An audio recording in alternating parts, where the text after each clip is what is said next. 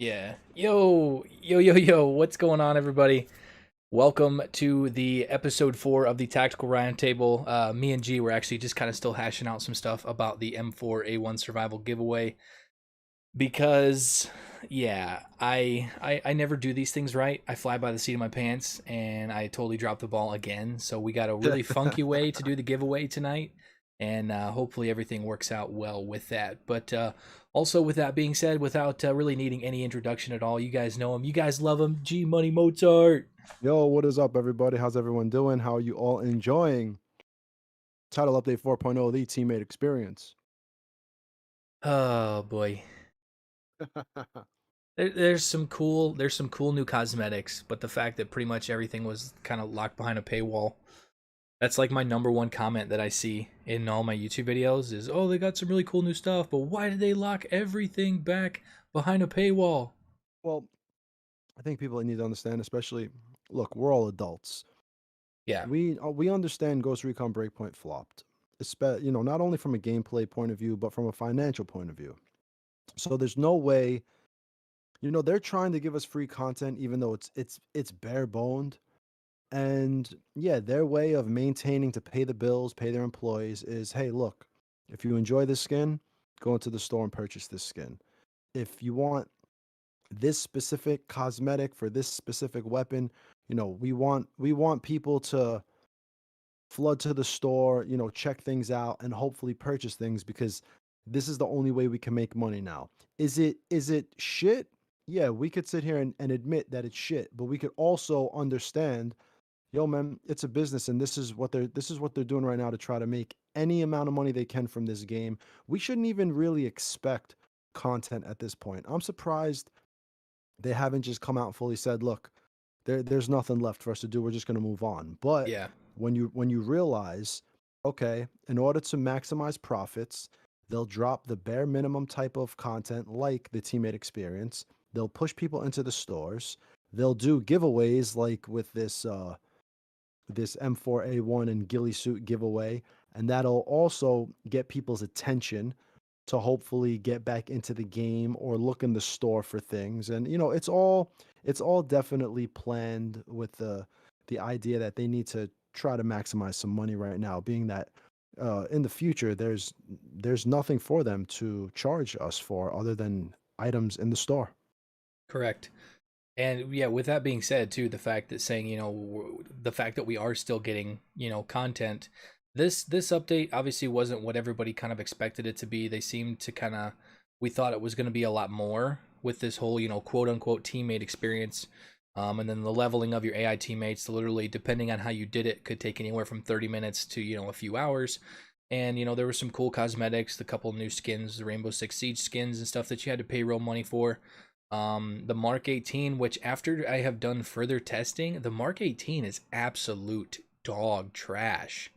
It is terrible.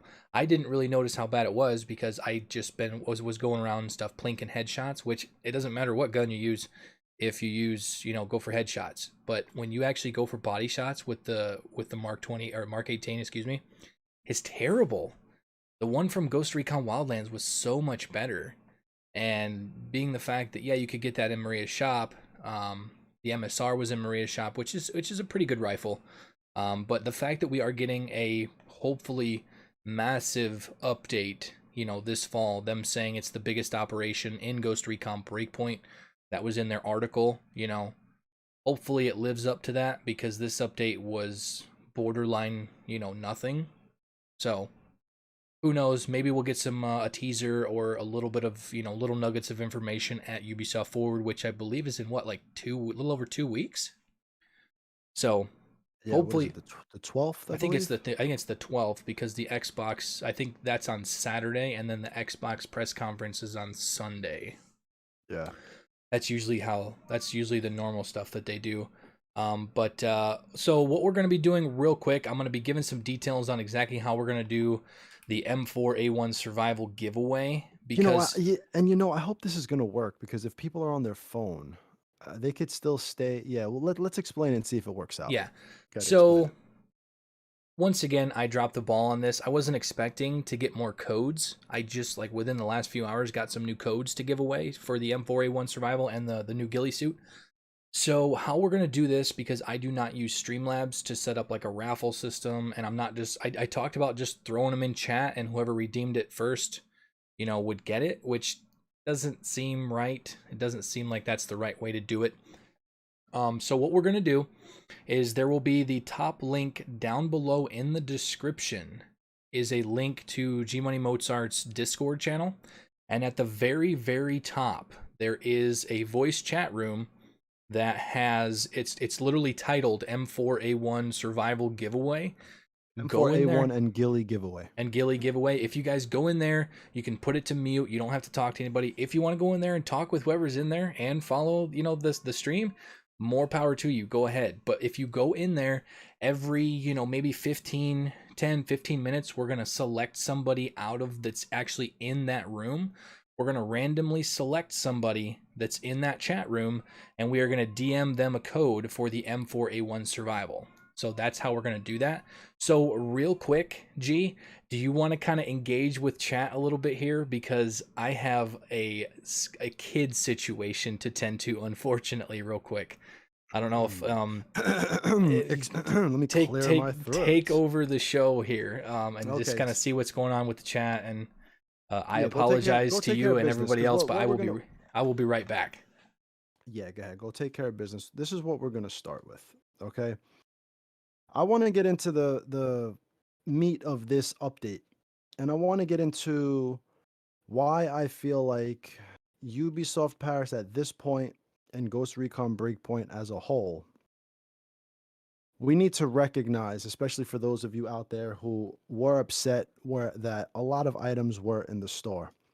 We need to recognize moving forward by looking at this update. I don't think any of us should expect above and beyond work for Ghost Recon Breakpoint moving forward. So now I know we have Operation Motherland on the horizon. I know we have the Tomb Raider event on the horizon. I wouldn't expect anything insane because what we've been doing for the past year and a half is we kept telling ourselves if you had the year pass after episode 1, you said, okay, let's check out episode 2. And episode 2 was okay. We got to play with Sam Fisher a little bit. It was a little bare bone there, and I really felt like for episode 2 there should have been a lot more interaction with Fisher, but whatever. That's neither here nor there. I digress. We waited for live events to really, change how things were going to work, and we got the Rebel event, and we got Amber Sky minus the Terminator event. We got episode 3, which was basically a mission per boss, very straightforward. Moving forward, teammate experience. Okay, now we have this.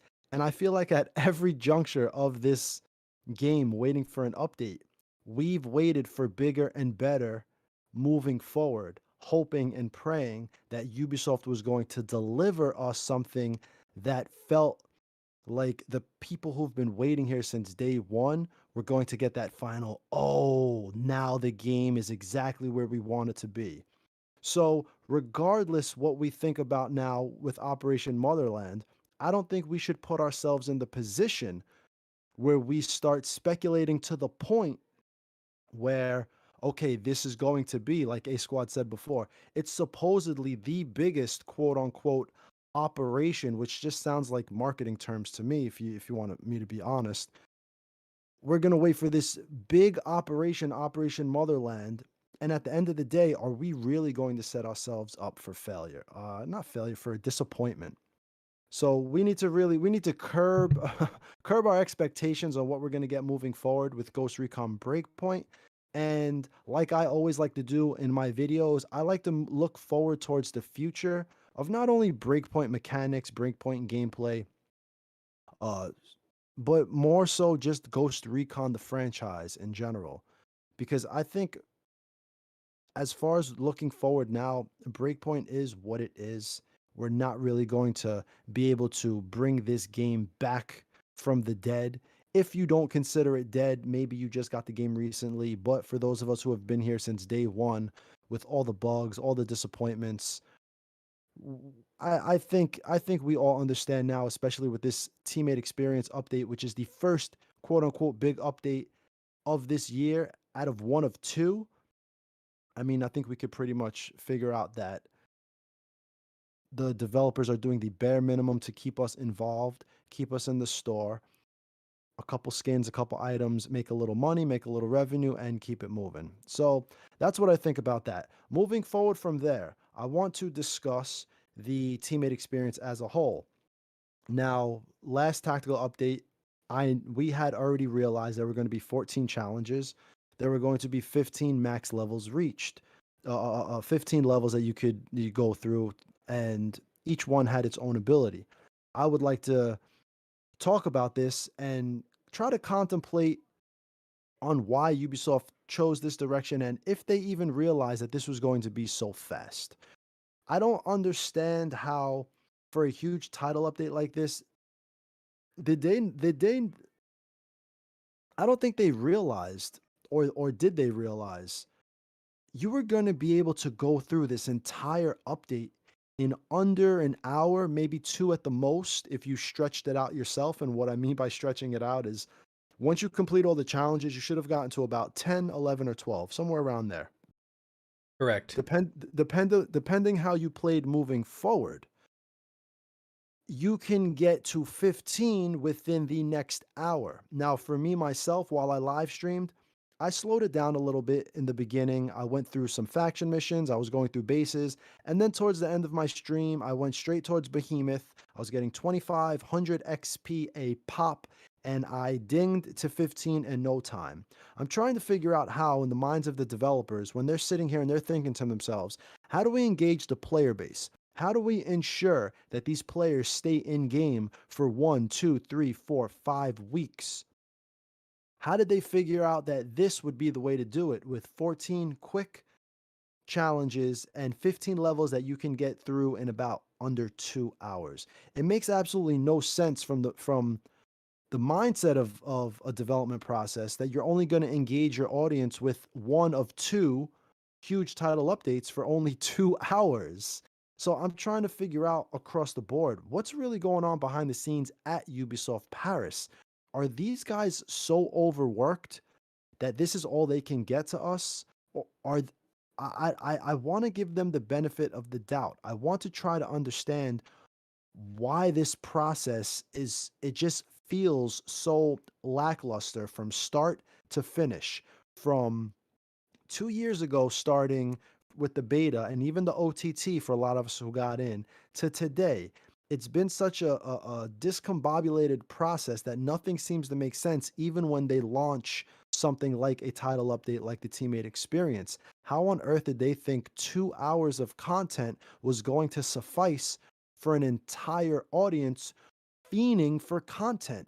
They could have stretched this out. I mean, come on, these challenges, 14 challenges. If they're in this type of, if they were going to use this type of leveling system, like the class based leveling challenges, I mean, they could have given us 20, 30, 40, 50 of them. I don't know. And they could have slowed down the leveling process to the point where maybe it takes a week or two to actually go through these 15 levels. As it is now, I don't quite see what they were thinking, and I don't know if I should really have faith in them moving forward with Operation Motherland, because if this was supposed to be the quote unquote teammate experience, one of the two major content updates of 2021. I mean, boy, did they swing and miss. The Yeah. forums are unhappy.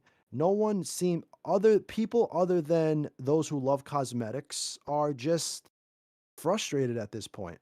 Yeah. And yeah, I don't know. So are you back? Yes, yes, I'm back. So now let me ask you a question moving forward. When you went through your 14 levels, your 14 class missions or AI missions, and you did your 15 levels, was there any point in time where it stood out to you like, wow, this is really fun, new, different, and engaging? Like, what was your feeling of it? Well, I no. The only part was, so I did all the challenges obviously except for one, because one of the challenges to reach level 15. But I did all those in a matter of maybe 20 minutes, 25 minutes, so which put me all the way up to, I believe it was like a level 12. And the only part that I guess at that point was fun was immediately after I got to level 12, I burned up all the XP challenges. I immediately went and started grinding the behemoth drones, which I don't do. I don't fight Yeah. behemoth drones because it's, I don't know, that's not Ghost Recon. You know, I'm fighting on this massive bullet spongy drone where you got to shoot off parts to get to the crit parts and blah blah Yeah. blah. But it was fun because it's something that I don't normally do. I couldn't tell you the last time that I actually, went after a behemoth drone on purpose, you know. So that was a little bit fun just because it was something a little bit different than I normally do. But kind of going like what you were saying, why instead of 15 basic easy levels with challenges that literally got you almost all the way through all of them, instead of doing that, why couldn't it have been 20, 30, 40, 50 levels, and then instead of change your teammate's gear, do 5 sync shots on extreme or whatever that one was? Why couldn't it have been, you know, different things with, taking down multiple, like taking down 30 enemies without being detected? Yeah. How much faster that would be if you combined that with like sync shot with your teammates and then sync shot drones and all that stuff. Or it was take down 40 enemies or whatever, take down a certain amount of enemies with your AI teammates undetected. Or stuff that's not, change your teammate's weapon, change your Yeah. teammate's gear, give your teammate an order, like all stuff that you're gonna do anyway. Like that's just lazy, and the whole point when we got the original article talking, and I feel like they like debated us with how they described it, because I remember hearing about missions, and those missions were then technically those challenges. I was expecting to get Exactly. It new was a bait and missions. switch. Yeah, I was expecting new missions, even if they figured out a way to tie it into the faction missions and maybe That's added what some they should new, have done. yeah, added That's some the new way they should faction have missions, moved forward with it. So, real quick before we go further with that, Riley McQuillan with the $5 Canadian super chat says, "Hey guys, just stopping in and saying hi. I can't stay and watch, but I still send big love and make the stream great." Thank you, sir. Appreciate that. Appreciate everybody that's tuning in tonight. I know it's a holiday weekend for anybody in the United States, so taking your time out of your holiday weekend to come out here and hang out with us two Joe Schmoes, it kind of means a lot. So. But I don't know. I feel like there was definitely a huge um, drop the ball kind of Yeah. thing. Okay, so now let's change the pace here. What out of this update can you remember, or off the top of your head, really stands out like, oh, this is an actual improvement? Is there anything that stands out to you as a positive? Mm, I Okay, mean, the so only positive okay. would be customizing, like maybe customizing your Rainbow Six I heard teammates. that. I heard that there was that pause. I was like, oh, Yeah, okay. I don't, because like the abilities, I talked about it like in the birthday podcast thing that we did earlier in the week, as well as in my video that I put up the following day. The the new abilities, they were already in the game. They just ported them over to the AI teammates. And if, depending on your play style, like the way, how obviously all the gameplay you guys are going to be watching in the background is very kind of similar game style. Of 99% of it, it's extreme stealth. None of those abilities are really going to come into play, except the pulse, which the pulse happens way too often and it's way too overpowered. I'm not going to use that. But the other two, unless you like reveal yourself or whatever, you're not going to use them. You know, you're not going to use the sniper shot. You're not going to use the drone unless you're detected, which at the point that I'm detected, at that point it's all for naught. So, So from right off the top of my head, what stands out the most? Because I do want to give. It's so easy to bash things and be in the negative, and I understand this is a tough profession, so I real can't. quick, not to cut you off, I have another kid situation to take care of, so Go the ahead, show's going to be yours go again. My go do your apologies, thing. guys. Go do your thing. It's the little ones, but all right. So and I'll direct this to chat as well. For me, right now, playing with the AI teammates and also the enemy AI. The one thing I notice the most that I really enjoy is that grenades are flying way more in this game right now after this update. I'm talking about when I'm in a firefight, I'm getting flashbanged. I'm getting frags thrown at me. They're trying to flush me out. And I really enjoy that. Now, should that have been a mechanic since day one? Yes, it should. But the fact that now, when you're in combat, the enemies do seem like they are throwing grenades a lot more feels a lot better. Also, with my AI teammates, when shit hits the fan, I do like the fact, although I can't control it, and that's something I would love to do, they are throwing grenades as well. It can be a little dangerous. Sometimes sometimes one of them will throw a grenade and the other one will another teammate will be way too close and will have to dive away. So that's a little funny, a little ironic there. But the fact that they're throwing grenades, enemies are throwing grenades, the warfare seems a little more, it's a little more violent, it's a little more in your face. I like the fact that if I'm sitting behind cover, all of a sudden a grenade will get thrown my way. That does feel really good. And that is something for this update that stands out to me the most. It's not so much what the teammate experience going through the levels provided as much as the mechanics that were provided with them. And one of those mechanics were throwing grenades. Now, if I could see which one it is, if I can double check here, we have grenade tactics. It's level 13. So it allows the AI teammates to use fragmentation grenades during combat. I really appreciate this moving forward because I know a lot of you play Ghost Recon pure stealth, but I do like to go loud a lot. I like to take off my suppressor. I like to just, get into the nitty gritty of warfare within the game. So it feels really good. How Sprayed out. about you? How about you guys in chat?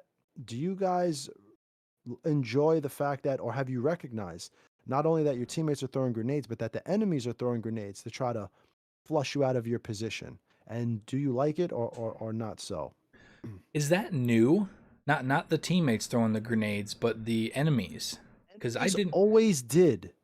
What about They always flashbangs? that mechanic was always in the game, but it's bounced back and forth between them doing it to them never doing it to them doing it again. But now playing this time around after this update, I'm really feeling it. They are tossing grenades like Yes. animals, flashbangs, frags, and then Yeah, our I've gotten teammates as well. flashbang spammed one time where I got Yeah, hit with like 3 or 4 of them in one base.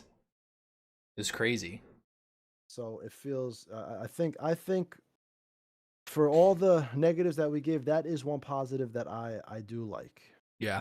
Real quick, I'm gonna probably butcher this. Ian Carell's with the $4.99 super chat. Thank you so much, sir. Says, what if Nice. in the division, for example, they change the health bar to a suppression meter like in the Brothers in Arms games? I would dig a full Wait, wait, suppression. wait. Say that again. Oh, a Okay, suppression meter. suppression meter. So like, is there there's a suppression system in the division, isn't there? I always talk about a suppression mechanic. You can basically shoot at enemies and they'll kind of stay in cover. What I think there should be Can't they do is that to you if you're in cover? that's what I'd like to see more of. I'd like to see where the enemies look like they're kind of working together, where one enemy will lay he'll just empty his magazine on you, and then he'll scream, "I'm reloading," and he'll duck down, and then another enemy might pop out and shoot while another enemy flanks. Really get to the point where, yo, when shit hits the fan, shit hits the fan. Yeah, that would be cool.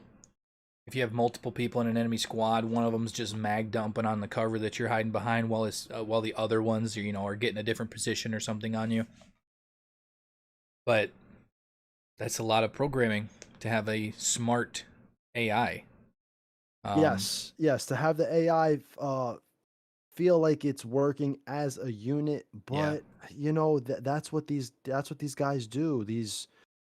This is their job, this is their profession. They should be able to figure it out. And this is a quote unquote tactical shooter. The most important part of this game is the engagement between you and the enemy. So these are the things they really need to work on, and they really need to figure out. yeah, Because if we move forward, not even in this game, in the next game, and there doesn't seem to be any fixes or any something that feels like we're really moving forward in this genre with gaming. Because I tell you, man, I don't know how much longer people can sit around and just kill mindless enemies who yeah. just run around and run at you. And I understand you have a shotgun, bro, but Dude, I mean, that dude really, is something else. it's just like Like, I don't it's care if he's just got a suicide. shotgun, like full. Oh yeah, he's just like, I'm gonna get you. I'm gonna get you. Yeah, it's just Yeah, running straight towards you. There's no rhyme or reason to how these dudes operate. yeah, So there needs to be a little bit more, uh, uh, a little bit more to where they actively seek cover and try to flank. And I don't yeah, know how that's programmed. I'm not trying to sit here and pretend that whether it's programmed or designed in the game with some type of blueprint system like an Unreal, and that's how the Anvil Next engine works. I don't know, but yeah. it is something that they need to look into.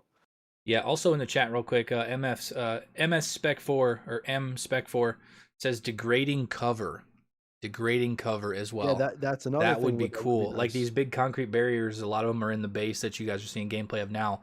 You hide behind those. I mean, if you're getting hit with like an M60 or even some of the ARs and stuff in the game, that's not just gonna strong. It's not just gonna stay there.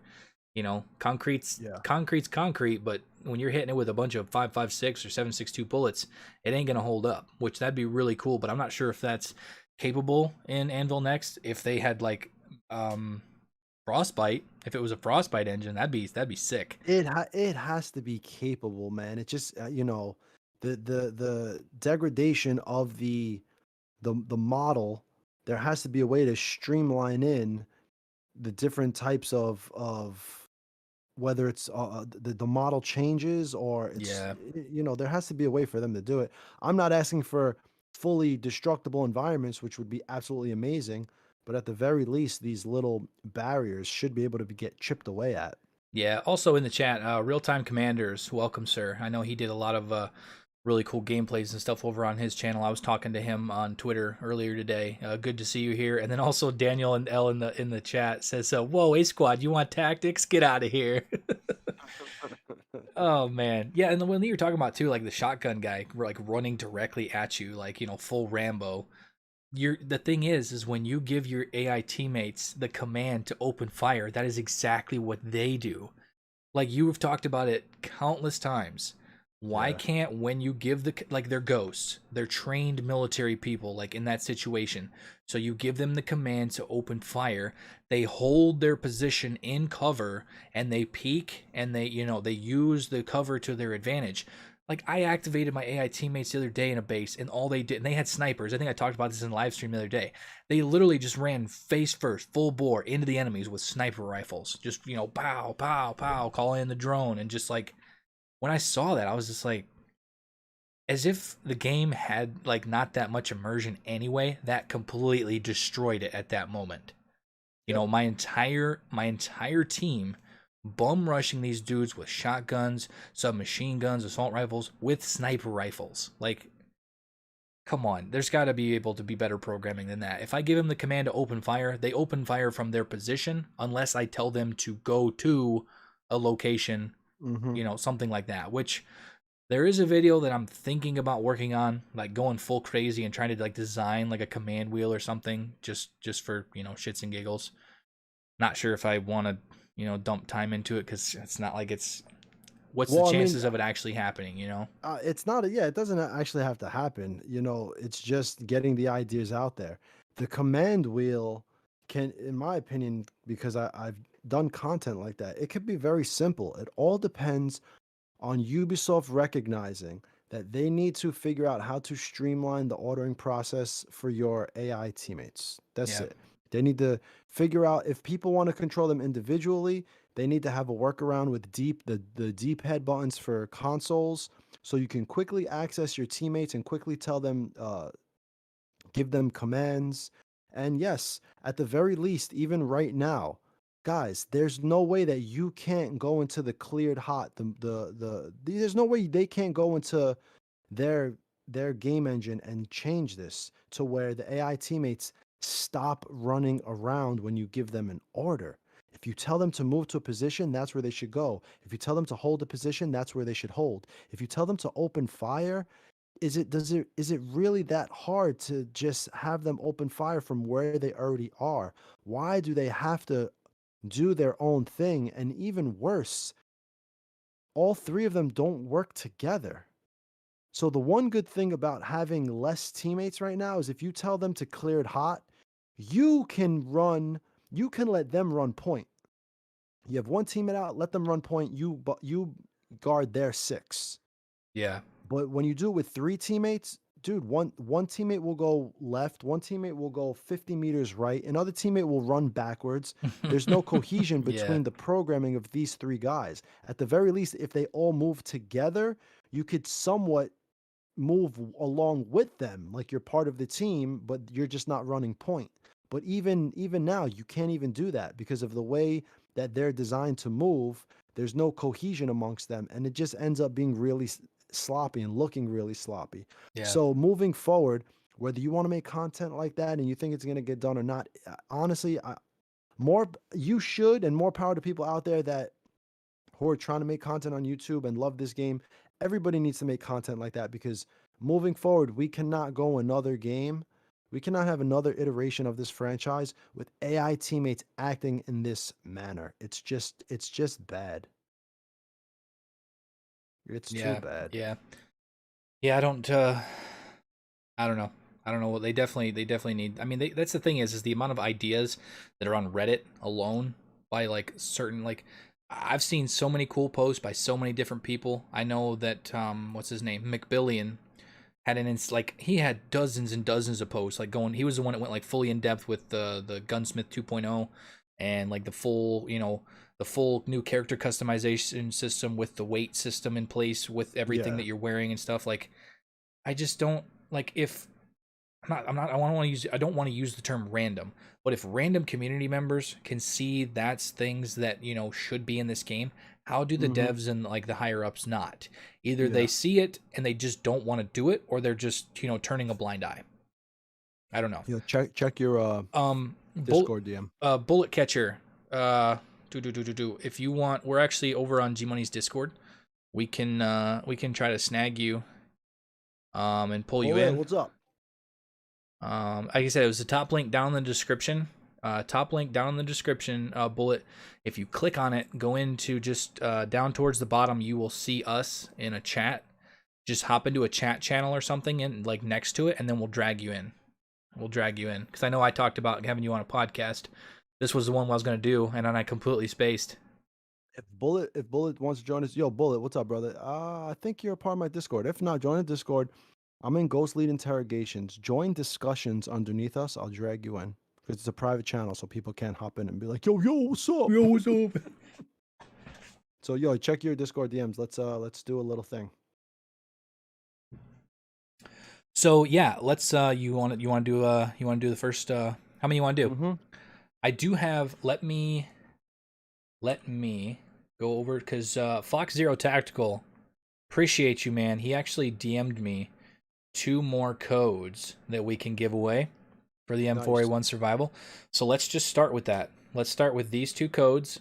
And for those of you guys that are going to be getting these next 2 codes, or I should say these first 2 codes, huge shout out to Fox Zero Tactical, a fellow Delta Company member, for submitting these codes for you guys to get the M4A1 survival as well as the Octurus Ghillie hood. Gilly suit. Apologies. I'm not drinking. I swear, I'm not drinking. So yeah, we're gonna select. How do you want to do this? Like just kind of go. Just send the code to me. I'm just going to right click someone in chat and I'm going to DM them and they will know that they won because they will get a DM of a code. All right. Well, I will do this. There's the first two. Hit you in the Okay. DM. Select a couple people. And then he will DM you guys a code, and we still have 10 more to give away, so there is 12 in total. Huge shout out to Fox Zero Tactical for those extra codes. And like I said, I had no idea we were getting extra codes until this morning when everybody in Delta Company was made aware that there was another. I want to say everybody. I think there was a handful of people that got 10 more codes, so there's probably at least 100 more codes going out. So if you guys are following the hashtag Delta Loot over on Twitter, I would definitely stay keen to that because there's going to be a bunch more codes going out probably today, tomorrow, as well as the 10 that were part of the giveaway that I did the special YouTube video on. I am going to be selecting those after the stream. The giveaway is done. You can't enter it anymore. I just have to click the button to randomly select, 8 people or 10 people or however many it was. So we can do that. And then also, Ian Carell's with another $4.99 super chat. I really appreciate it, man. Says it's hard to describe the suppression system I'm talking about in a super chat box. Haha. And scrolling back up, he did say that he's not talking. He's talking about a more in-depth suppression system based on weapon strengths and angles that would replace just doing damage to an enemy's health bar. So instead of just doing damage to the enemy health bar, there's like a suppression. I'm trying to figure out exactly what you mean by that. A suppression system that's more than just doing damage to the play or to the character. So I don't know. I think the Ghost Recon this doesn't have a suppression system. Maybe in PvP it does. I don't know. I don't play PvP in this game. But did he? Yeah, no, you're good. Because I know in Future Soldier, like in the campaign of Future Soldier and in the multiplayer, the suppression system in there was crazy.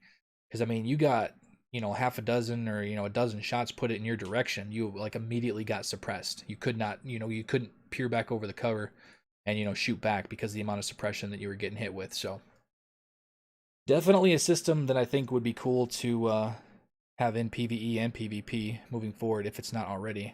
And Bullet, I don't know if are you part of G Money's Discord? I don't see him in chat anymore. Let's see. Let's see if I see him. I'm trying to do this. No, I don't see him in discussions yet. No, yeah, he's on your Discord because I see his name. Yeah, Bullet Catcher. If you just hop into G Money's Discord, and then you hop into the discussions tab, which is literally right below the tab that we're streaming from, and then we'll drag you up if you want in. If you're busy and you just want to chill and you don't want to watch, not a problem. So, real quick, we're going to kind of talk about this towards the end of the stream, but Spider said Far Cry 6 looking bad. The gameplay, that's the thing. The gameplay part of it, I would say, isn't. It looked like gameplay. It looked like actual gameplay. And when you're watching it on YouTube, it's not going to look as good as it's going to look if you're playing it yourself. It's never going to look nowhere near as good. But it didn't look Division 1. It didn't look fake. It didn't look so crisp and so real that you know that it's never going to be like that. It looked like actual gameplay. So, and then some of the other shots when they showed like the environments, I thought it looked really good. It's first person. It's not. I don't know. I feel like they definitely stole some stuff from some other games. They definitely stole some stuff from Metro because like the whole weapon system in there where you kind of scavenge whatever parts you can and build these weapons out of nothing, that is straight ripped out of Metro. There he goes. You are live and with us, brother. So, hey guys. Hey, yeah. How's it going, man? What's up, dude? Just gonna turn you down just a little bit. Do a little mic check. Yo. Hello? Can you not hear us? I can hear you, yeah. Okay, yeah, all right, there cool, we go. There we go. Now we're good. All right. So let's jump right into it. Ladies and gentlemen, if you don't know Bullet Catcher Gaming, he's another YouTuber. He has a channel, covers a lot of Ghost Recon. Go check him out.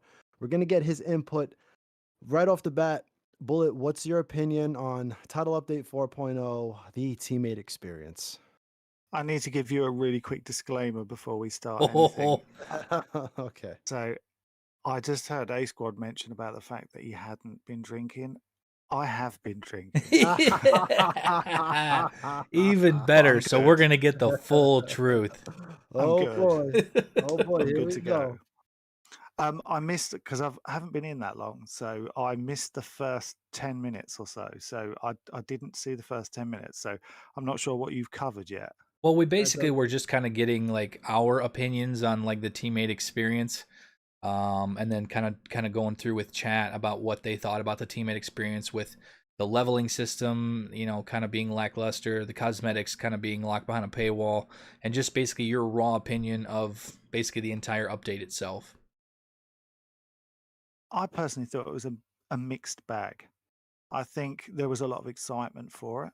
I think people seemed quite buzzing for it. And then when it came out, there was quite a few disappointed people. I mean, in terms of my own opinion, I'd say that all of the cosmetics, in terms of the gas masks, the ghillie suits, things like that, were good. I think we could have done with a few more weapons. Basically, every weapon that we get is a reskin. I mean, even the Mark 18 is just a reskin of the 516. You know, pretty much it is the same weapon, just they've just played about with it a tiny little bit. Um, it's but overall, I mean, the challenges were good, but I was expecting a little bit more from the challenges. I mean, when you open it up and the first challenge is put a cosmetic on your teammate, you're like, oh, okay. Oh, And then exactly. and then the second one's like, tell your teammate to move over there. Oh, you know, I was expecting a lot more from the challenges. Do you know what I mean? You was expecting to be able to. I mean, first of all, I think what everyone wanted from the AI teammates, what I wanted from the AI teammates, was to be able to direct them, to Amen. say, I want you there and I want you to do that. And I think that's what everybody wants. Yeah. Yep. And that's disappointing. I mean, don't get me wrong, I've spent a few hours with them on PC and a few hours with them on PlayStation, and I think they have made improvements. They do seem to. I mean, when you rush a target, like if you rush a building or something like that, they do seem more responsive. They but they're still not what they should be. Um, I mean, I was just listening to A Squad talking about the having a menu option, and you saying about you maybe messing around and doing a menu option. I actually think that's a really good idea. I'd like to see it. In terms of what we could do, because I do think, I know a lot of people criticize Ubisoft for not listening to us at all. I do think they listen, but I just think this game is at the point where their resources for it are very limited. Yeah. But Yeah. there's nothing wrong with bringing it up, because we've all at some point mentioned future games.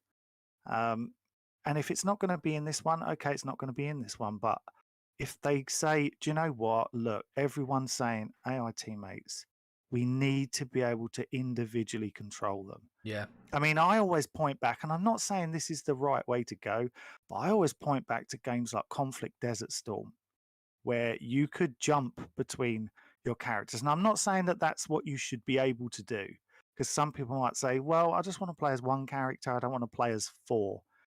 But I like the fact that you had that freedom to line them up. You could put the sniper exactly where you wanted him. You could put the, like the heavy machine gunner where you want it. You could set them up perfectly. And I still think that SOCOM is the game to follow when it comes to teammates. Agreed. I'd like to see your teammates be able to die in some way, to up the tension of trying to make sure that you get your team through this. Now, I don't know how you'd work that, because obviously, I don't know, you get run over in the first 5 minutes and two of them are dead. You, Yeah. you can't go for the whole rest of the campaign and all the DLC with just one other person. Like, I don't know, that they're dead for, I don't know, an X number of hours, or I don't know, just to be able to, like, to feel that you need to keep your team alive. Yeah. But you've got to use violence of action to get the job done, but you've also got to make sure that you keep them alive. Does that make sense? Yeah, because what's But ironic about that too is the original Ghost Recon had both of those things that you just mentioned. The original Ghost Recon, you could switch between your players, put your players where you wanted them to be, and then execute the mission, as well as if certain characters died, they were out, they were done, they were dead for the rest of that mission. You couldn't revive them, you couldn't do anything, so you had to complete the remainder of that mission with whoever you had left. And for instance, if your character died, you would basically just have a camera floating above that dead character until you switched to one of the other characters that was still alive, which was a system that was in a Ghost Recon game. Yes, it was, nearly 20 years ago, kind of around the same time as SOCOM, but it was a system that was in the game. I just witnessed Penguin doing that the other day because he did a Ghost Recon 1 playthrough of the first mission, and it'd been so long since I played, I forgot that they even had that system in the game. So being able to fully control them though, like sort of like how SOCOM did it with all the different commands that you could individually give each character, I think is the right direction. And then when you got the first article, the very first article for Title Update 4.0, when they literally quote unquote said, "Have no fear, no need to micromanage," and it's like, well, I want to micromanage. I don't want them to make their own decisions because we've all seen how that's turned out. I want to be in control of my squad. You know, that really irritated me beyond belief when I read that first sentence where it was like, have no fear, no need to micromanage because I want to. and That's then it that's makes the you whole wonder. point. It makes you wonder. Sometimes then you think they're listening, and then maybe you think, well, maybe they're not listening, because I think that's been quite clear that people want that. I mean, what I found frustrating is that they've given them special abilities, and then they use them when they feel like using them. I want them to use them when I want them to use them, and they don't. You know, if you're outside of a base and that's when you want the scan to be done to check for enemies, it's sometimes it doesn't happen. She doesn't do it, and you're like, well, this is when I needed it, and you should have been able to be given that option. You could have still given them the cooldown. Well, they need to have the cooldown, obviously, but you needed to be able to have all of that in your control. I totally agree with everything you just said. The more micromanaging, the better. I mean, even on things like gunsmith, the more you can micromanage in a gunsmith, the better the gunsmith will be. Yeah. I think when it's them that said they're making a realistic military shooter, then you're going to need to be able to micromanage to a certain extent. The more options you take away, the less realistic it will be. Yeah, and we even talked about that. I want to say it was Monday about the gunsmith system. When it was first introduced in Future Soldier, and the amount of options, just the way it worked, where you went in, you customized your weapon, and you basically broke it apart. You got to see all the parts. You could rotate it, see all the guts and everything of the weapon. That was like a brand new thing that like nobody'd seen before. And then every iteration of the gunsmith since then has gotten worse. They took customization options away from Future Soldier, and then from Wildlands to Breakpoint, you at the start of the game anyway, you couldn't customize your stocks. You couldn't a lot of guns, you couldn't customize your barrels. You had to have a completely separate weapon variant, which, like I said the other day, I don't know if that was their way of trying to figure out a way to monetize the system, being able to purchase or do something with those other variants. But I could build every gun that I wanted to build, whether it be a short range or a long range weapon, just depending on the attachments, because they were there. And then it just seemed like, as the games progressed, the gunsmith went backwards. Not so much from Future Soldier to Wildlands, because 90% of the customization was still there, but just the fact that they took away the gas system upset a huge part of the community, especially like during like the PvP and stuff, not being able to overgas and undergas your weapons. So I'd like to see them kind of go the other direction with the next game. More stocks, more meaningful stocks, not this 7% to aim. Like, actually have proper characteristics on a stock. If it's a short stock or something, allow that to increase your strafe speed, or something that just seems more meaningful than just 7% aim time. And why is a stock affecting my recoil? Mainly that should be the foregrip. I mean, I'm not a gun guy, super knowledgeable when it comes to that stuff, but I feel like they're going the wrong direction with the gunsmith and quite a few other things, in the game. So, which I could go down, I I can go on and on and on about that, but I don't know. I'd like to see them move away in Breakpoint of having just so many variants of effectively the same weapon over and over and over again. I think it would be much better. I mean, you look at what we had in Wildlands compared to what we've got in Breakpoint. It is effectively the same weapons over and over again, Yeah. and it's really disappointing. I mean, so much happened at the beginning of Breakpoint with everything, with the raid being cancelled, things like that. Obviously, them having to go back, add the AI teammates, all that stuff that we know about. Did that affect them buying new licenses for weapons and stuff? Maybe. We just don't know. Maybe it didn't make the money, so these decisions were made. You know what? We were gonna buy this one, this one, this one. We're not going to do that now. Just really quickly though, I have. You can give this away any way you want. I'll let you decide. This is your podcast. But I do have a Delta code. So if you want to offer that out at some point in the stream, and I'll send it to you, and then you can give it to whoever, or Honestly, however you want to do if it. you want, we can Yeah, trigger we can DM it to me. I'm sending them out slowly. 2 people already won. So DM it to me on Discord. Everybody stay in Discord. Every about 10, 15 minutes, I'm giving one out. You'll see yourself check back with Discord every once in a while for you guys who are in the Discord. About every 10, 15, 20 minutes. If you have a message for me, that means you won. Also, real quick, we have a Savan Soars, a $5 super chat, says, I remember in the old Ghost Recon games, when teammates died, they stayed dead. Made me really care about my teammates, and it was cool seeing them progress. That's kind of like what we're talking about. Even if, for instance, like when you're in the open world, if they get knocked down, you can go revive them. Like the whole revive system that we have now. But like for instance, in a mission, when you're actually in a mission, doing the mission, if your teammate gets downed, he's dead. You can't revive him until the mission's over, and then you can get your teammate back or something. But that would, I think, increase the tension a little bit in the missions. But to do that, you need proper AI teammate control. You can't have them how they are now when you tell them to go hot, clear and hot, and they just start running around like chickens with their heads cut off, because then you're just going to have, 3 dead teammates really quick. So to do that system, I feel they need to improve, with the AI teammate control. But I think that would be a cool mechanic. And then also Ghost Lab. I gotta attack you here for a little bit. He says, I think it's so dumb and cheesy that they keep adding girls to the game. And then he goes on to say, what does it say? How many chicks spec ops out there? How many chick spec ops are there out there?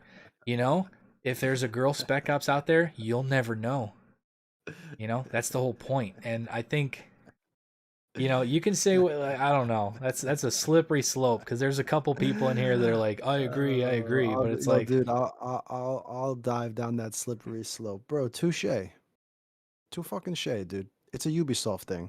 It is what it is. At the very least, we have to understand at this point in time, there are guy gamers, there are girl gamers, and Ubisoft is walking the fine line of trying to appease the left with this whole movement and showcase a lot more girls in their games, but at the same time recognizing that the majority of the people who buy these games are guys and giving you the opportunity to play as either or.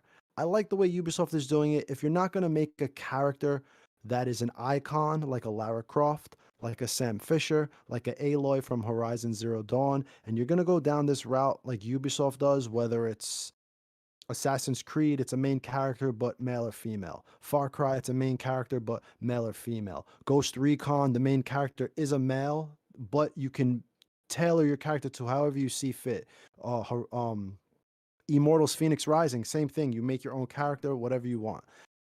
Everybody in this community, and when I mean this community, the tactical shooter community, obviously it's going to be a majority of us are men, but there are women out there too. And I do understand where he's coming from. I don't mind so much that it's another girl. What I mind, and I might catch flack for this, is when I'm doing a rebel event, and the girl in the middle of the jungle has a ripped jean jacket and pink mohawk hair. That's what kind of gets me like, come on, Ubisoft. You can have a girl in the game, but deck her out. Put some camo on her. Give her a hat. Make her seem like she's out here in the jungle getting busy. Instead, the same thing with episode 2 when Nomad is talking to the purple-haired I was girl. just about to say that. It's like, yo, how many of the, like you keep rinsing, washing, and repeating these types of characters, and it's like, oh, whatever. Dude, she But on the down low, she had a thing for Nomad. You could tell she was vibing. but Oh yeah, man, yeah, that's a losing argument today's day and age. You just gotta. It is what it is. But I do understand. I do understand the sentiment. I have had people in the forums. I've seen people in the forums have their threads locked because they had been open and vocal about, hey, look, I want my squad to consist of guys. Are we going to be able to ensure that all the characters are guys? I remember before the game came out, one guy released a thread who was like, I don't want to play with Fury. I want all my guys to be dudes. And the thread got locked. So you can't, it's so hard to even voice your opinion over this stuff. And yeah, obviously he was flamed or whatnot, but he's right. Everyone should have the opportunity to play the game how they want, but we do have to realize that women do play video games today's day and age, and they should have the opportunity to have representation in the games. So I think Ubisoft does a good job at balancing it between male and female and giving you the opportunity to play. And as far as Lara Croft and Aloy from Horizon Zero Dawn. Those are some of my favorite games. So, yeah. I think the way that sometimes you could, sometimes it feels shoehorned in, and then sometimes the characters actually work. So yeah, developers have to make sure they don't shoehorn this stuff in, and it feels authentic. And I don't think people will mind as much. yeah, I think the way they could kind of sidestep around that too is, for instance, at the start of whatever, the next Ghost Recon game, similar to Ghost Recon Wildlands, similar to Ghost Recon well, obviously at Breakpoint there was no AI teammates at launch, but for instance, at the start of the game, the first cutscene, the first mission or whatever you have to do, you have your AI teammates as a set thing, but have it so you can fully customize your AI teammates at launch. So as soon as you get back to your field operations base or after the first mission, you can go in, you can fully customize Nomad, you can, or whoever the lead Yeah. ghost Well, they is, did that and good. fully They did that customize. for Breakpoint, right? When you started the Breakpoint, the first thing you did was make your character, Correct, and but then like, the game for started. instance, yeah, for instance, if you do that, you create your character and then you create your ghost squad at the start of the game. Yeah. Have it exactly how you want your entire ghost squad. You want 3 chicks, you want 3 dudes, you want a mixture of the two. Go ahead. Me personally, it's not really that big of a deal, but I can see where some people want that super immersion thing where it's a 4-man squad of dudes. A little sausage party. So, but real quick, Nigel King with the $9.99 super chat says, "Let me get the code." If you're over in the Discord, is he in the Discord? Uh, I don't know if he was. Maybe he wasn't I here don't for it. know. If I don't know, you, but I have a number. I have a number ready for the next winner, so I'm going to count it out and see what's okay. up. So Nigel, if you go down to the description, the top link in the description will be a link to G Money Mozart's Discord channel. If you go over there, you'll see a bunch of dudes chilling in the top of the Discord channel, in a channel basically called M4A1 and Ghillie Suit Giveaway. Just hop in there, and then you'll have a chance to get one of the remaining codes that we have. So, which also, if you guys go over onto the forums, if you go over onto the official Ghost Recon Ubisoft forums, it was clarified that you will have your opportunity to get the M4A1 survival, because some Delta guy named A Squad accidentally said something like an idiot. So don't feel left out. If you don't get a code, you will have an opportunity to get the weapon. I'm not going to elaborate any more than that. I already kind of screwed it up as it is. So yeah. So if you guys don't get a code, don't worry. You'll still have an opportunity to pick up the weapon. So that's all I'm going to say. What did you guys think of the M4A1? I like it. I feel as if it has an I think it's insane. mediocre. I feel as if it has some insane bullet drop. I don't know if that was just because I had it with the suppressor, but it's like, It felt like I was only like 100 meters, 150 meters away, and it was hitting 3, 4, 5 feet lower, than where my crosshair was at. So, I found about the 100-meter mark, the recoil on full auto was just ridiculous. oh, like you talking about like on full auto? Yeah. Yeah, I mean, I don't tend to use it on full auto, but I just did it in a test, and I yeah, was like, this is crazy. yeah. Even on like I messed around with it a little bit, and I felt as if I was gonna do it, I still had to be close range, and I would be better off with the 50 round magazine with how fast that thing shoots. Yeah, Because I what's was it, just kind of 950 a minute? yeah, and even on mouse and keyboard, I was having a difficult time keeping it on target when I was in full auto. So, I mean, I didn't actually try it in burst. I don't know if you can like burst it really fast and it reduces the recoil quite a bit. I guess that's something I might need to check out. I will say that the gun looks wrong if you take the suppressor off. It looks terrible with like the little like dinky barrel that's kind of hanging out the end where your foregrip is literally like an inch behind the end of the barrel. So if you accidentally stuck your finger out off the foregrip, you'd blow your finger off. Like in that situation, that foregrip needs to be back more towards the gun, which you can do in ground branch. I know there's been a bunch of people in the chat over the last few weeks talking about ground branch.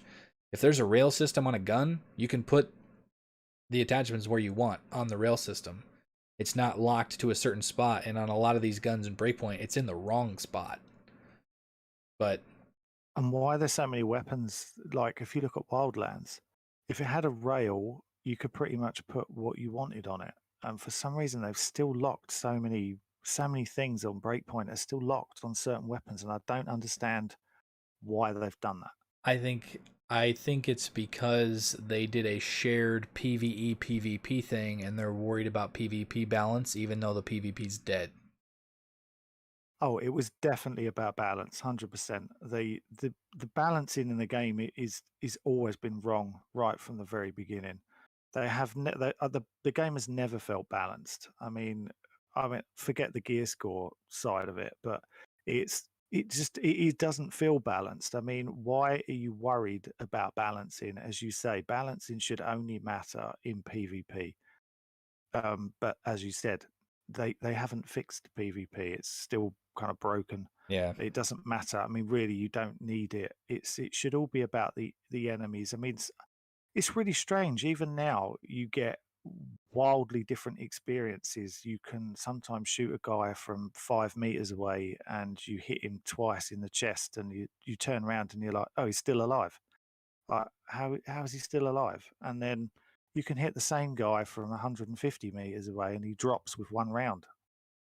Yeah, I actually had that happen the other day in a very unfortunate circumstance. I had like 8 minutes, 8 minutes or so of this like taking down a base. I can't remember which one it was. And the gameplay was just like, oh, it was so perfect. And there was like 3 dudes left in the base, and 2 of them were on patrol. And what I normally do was, I shoot the one. I get so close to him that I shoot the one guy and then immediately melee the second guy. But with these, insanely long melee animations, which is just, oh, don't even get me started on that. I'm locked in an animation that I can't get out of, and that one shot, like right to the dude's chest, didn't kill him. And I am locked in this animation with the dude next to him, and he just starts, just spraying and kills me like immediately. So yeah, I don't know. I don't know what their big. I know they wanted to get like some really cool in-depth animations, but that's the thing. 90% of those melee animations you don't see because it's like you have to be at a very certain angle at a very specific situation to get some of these really cool melee animations to show up, and then they take forever. Like Future Soldier had like the fastest melee animation. Like when you cut some dude's throat, like you did it in like a less than a half a second. Like it was quick. That's the whole point of a melee animation. And then these in here were some of the ones with like that you saw in the reveal trailer with Fury, where you get into like a tug of war match on the ground and you're wrestling and all this other stuff. It's like, why is that a thing? It's supposed to be a melee animation. It's supposed to be quick, But hey, I'm not a developer. One of the things that I've seen coming up over and over again from a lot of people is apart from perhaps the Mark 18, a lot of people seem to think that the new weapons are really kind of mediocre. Not everybody, obviously, but I have seen a lot of people saying that they're disappointed overall in the weapons. So Yeah, what do I you I think? think Did you they are. find that? I do. I think they are. And I guess I'm comparing it to Wildlands more so, especially with the MDR. When I have an HTI, it still feels like it has that Wildlands punch, but when I'm using that MDR, it doesn't feel the same. And for a bolt action rifle, if I have to shoot at a vehicle, it doesn't have that same impact that I remember it having in Wildlands. As far as the M4A1, I I don't know. I don't think it's that great. It might be because maybe I feel like there's so many other assault rifles in the game. I believe one is the K1A. I'm a big fan of the Scorpion CQC Evo, which I don't know if that drops in the, I forget where I got that, if it's in the raid or whatnot. It shoots like a laser. And there are just so many other guns. I'm a big fan of the 3 round burst M4A1 Scout. I feel like that is just also a laser beam, even though it's not full auto. I feel like you don't really need full auto. But as far as these guns specifically, the MDR and the M4, I thought they were okay. The Mark 18, it feels okay. I don't really feel anything that makes me say I was waiting for this and I'm glad I got it. It's more like I was waiting for this and yeah, it's okay. That's my opinion on it. I feel The sorry, go on, dude. I feel like with the Mark 18 edition, like when they added it to Wildlands, it was like, yo, it's the Mark 18. And I feel as if there was other guns in the game like the P416 and the 416, the M4. The Mark 18 felt different than those weapons. And I saw like where Bullet Catcher was coming from about it being sort of like just like a reskinned 416 or whatever, and I can see that cuz it doesn't feel, different and unique. And maybe it's just the fact that we've been talking about guns like that from launch, and here we are, a year and a half in, and oh, we got the Mark 18. Like, what took so long to get the Mark 18? We talked about it the other day about the ACR. Maybe it's because it's not in production anymore, but where's the ACR? That was literally one of the fan favorite weapons in Ghost Recon Wildlands and in Ghost Recon Future Soldier. Where's the ACR? That was Why? an amazing weapon. My favorite Wildlands weapon, hands down. Yeah, and then like even thinking back to that, the ACR, if you look at like how the bullet drop off in Wildlands was with the ACR, and I mean that just might be the whole different ballistic system between the games, but the ACR felt more like a DMR in Wildlands than some of the DMRs in this game. With like the bullet drop, when you put the long barrel and certain like the ACOG scope, the long barrel or the digital scope, and turned it into a DMR, I felt like it had even more range and more viability in Wildlands than some of the actual DMRs that are in this game. Whether or not that's just the way the ballistic system works in this game, or who knows. But real quick in the super chat, Nathan PR with the $9.99 super chat said, "Here you go for your mistake of saying it. LOL. I'm sure lots of people are happy about it being in the store. Keep it up, guys." And huge shout out to Bullet Catcher, G Money. And he says, "P.S. I also want my strike designator." G Money feels the pain. Dude, I'm starting a brand new character just because of that. Did So did you whatever. you Yeah.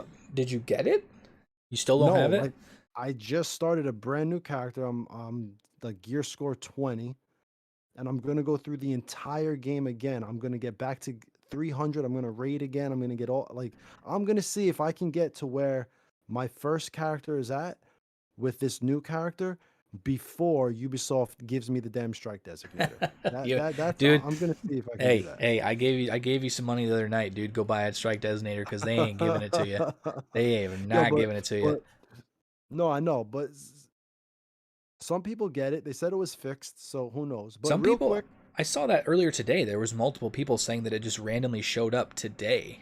yeah, But like I feel obviously, like you they're were doing it playing one today. ticket at a time. I don't know. I don't know. I think I you don't know got it how by it now. Your works. ticket's been around and in the limelight Since for a November, while. dude, Yeah, November, and I dude. just reopened the ticket again. But real quick, I want for people coming in, they need to understand, guys. Link in the description below is to my Discord, G Money Mozart. Join the Discord. On the top of the Discord, there is a channel.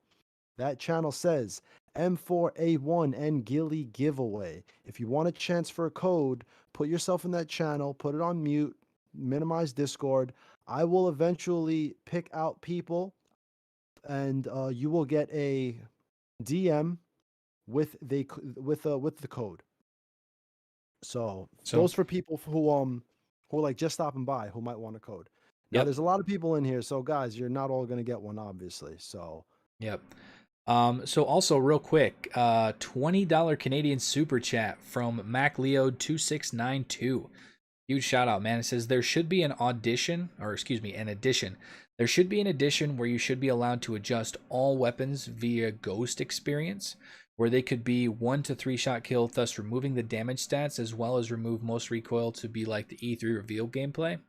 So having, and see, that's the thing that was in the guns, I think it was the Gunsmith 2.0 video that McBillion put up about getting to a certain point where you could turn, like you leveled up to level 30 and then you had like the faction missions where you got the battle rewards points or something like that, turning that XP that you got from that into something else in the game to actually give it up a reason for being there, and then basically maybe using that to, you know, kit out and modify your weapons. I mean, I'm all for just more things to do. Like going back and playing Wildlands, there's, even though it's, I guess you could say that it's repetitive with the missions with the rebels, you know, taking down convoys and doing the rebel radio, and you know, intimidating the rebel leader, or the sentinel, you know, the cartel leaders, stuff like that. Yes, it was repetitive, but being in different locations, being in different bases, there was always something to do. In Breakpoint, man, I could go half hour to 45 minutes at a time where there's nothing to do. So, And convoys on Wildlands were just so much fun. Sometimes I used to go from one convoy to another. yeah, You know, when you had the helicopter support, convoys in Breakpoint are dull. They're yeah. boring. They're kind of a non-event. They're just like a couple of vehicles drive by, and you, before you know it, they've gone, and you're like, "Oh, it was a convoy." And You know, what do you there's get? What do you actually get plus, from a yeah, convoy? that I think that's a big problem too, is that when you're looking at game mechanics and how to keep the player involved, Wildlands did a good job at ensuring that the resource system was tied in to your ability to grow your character through the talent points. What they did with Breakpoint is they tied in this convoy system, which is basically like Bullet said, it's non-existent. It doesn't work the same as Wildlands. And in a loot, they created a looter shooter within Breakpoint, and then made the loot for the convoy that you barely see just another piece of loot. Yeah, So it doesn't make sense. When you see a convoy, there's no like, oh shit, a convoy, we need that. Because I could understand the way it's made in Breakpoint, it almost feels like it could be something rare because you can't see it on the map like you could in Wildlands. So if you happen to be somewhere and come upon a convoy, they could have created it in a way where it's like, holy shit, there might be a quote unquote epic weapon in that convoy. We need to try to stop it. Instead, you go through the game and it's like, dude, there's really nothing in that convoy that I need. yeah, So they missed the mark on the convoy system in Breakpoint completely. Because even while leveling, if they would have given you the chance to get a gold whatever weapon that really was like, oh shit, I could feel the difference in this weapon, the way it feels when I shoot, the bullet drop, whatever. But how it is that you'll just get something random and it won't feel any different from something you get in a chest. So the yeah. way they designed it just didn't work. Yep. Also, a couple more super chats here, real quick. Logan Wolfhowl with the $2 super chat says, should have made Rainbow Six outfits wearable gear and skins. Oh, so basically having like the Rainbow Six Siege gear being able to be like swapped out. So like for instance, especially the knock hood thing that's over that character. Yeah. Oh, what I would give for that customization Which is item in the in the game. game, man. It's in the game. I don't know, it's not the same thing, but the Yeah. wolves do have that headpiece, so it should be in the game. But this is something that I've spoken about. I've actually wanted to make a video on it. I never got around to it. I feel like the days, especially with games like Ghost Recon, specifically the past two, where it's very in-depth, customizable character options. I feel like the days of making skins the way they make it now should be like a foregone conclusion. Everything they make moving forward should be okay, look, we're making this face, we're making this headpiece, we're making these pants, we're making this chest, and this is going to be the quote unquote skin you could purchase. But when you purchase this skin, you get all the items on this skin. So you'll be able to swap out the face with any other face like you can with anything else in the game. Or you can purchase it like everything else in the store today. You could purchase everything individually. So you might just want to pay. You might just want to purchase Nox hood or Nox pants or Nox vest. That's how they should really be designing these quote unquote skins, and not doing it in this way where it's basically one entire mesh, one Wasn't model. Yeah, wasn't it like that with some of the skins in Wildlands where you Wildlands, I'm not sure, I but kind think of like that the way they did it with Fisher. You could get the Fisher skin, but then the Echelon gear was in the game. So you could wear the Echelon gear on its own. Now yeah. the Fisher face isn't there. You can't use Sam Fisher's face, but that would have been basically what I'm alluding to. That's how it should be. Yeah. The I thing, there's still things in the game that you can't even just basic backpacks that you can't even change the color to. I mean, which makes no sense. there's literally no excuse for it. There's some really good pieces of kit in the game that you literally can do nothing with. I don't understand it. Like, surely the options are there when they build these things to be able to swap the colors over. That should be like, before you do anything else, that should be the basic, to be able to put what camo that you want on one of these pieces of gear.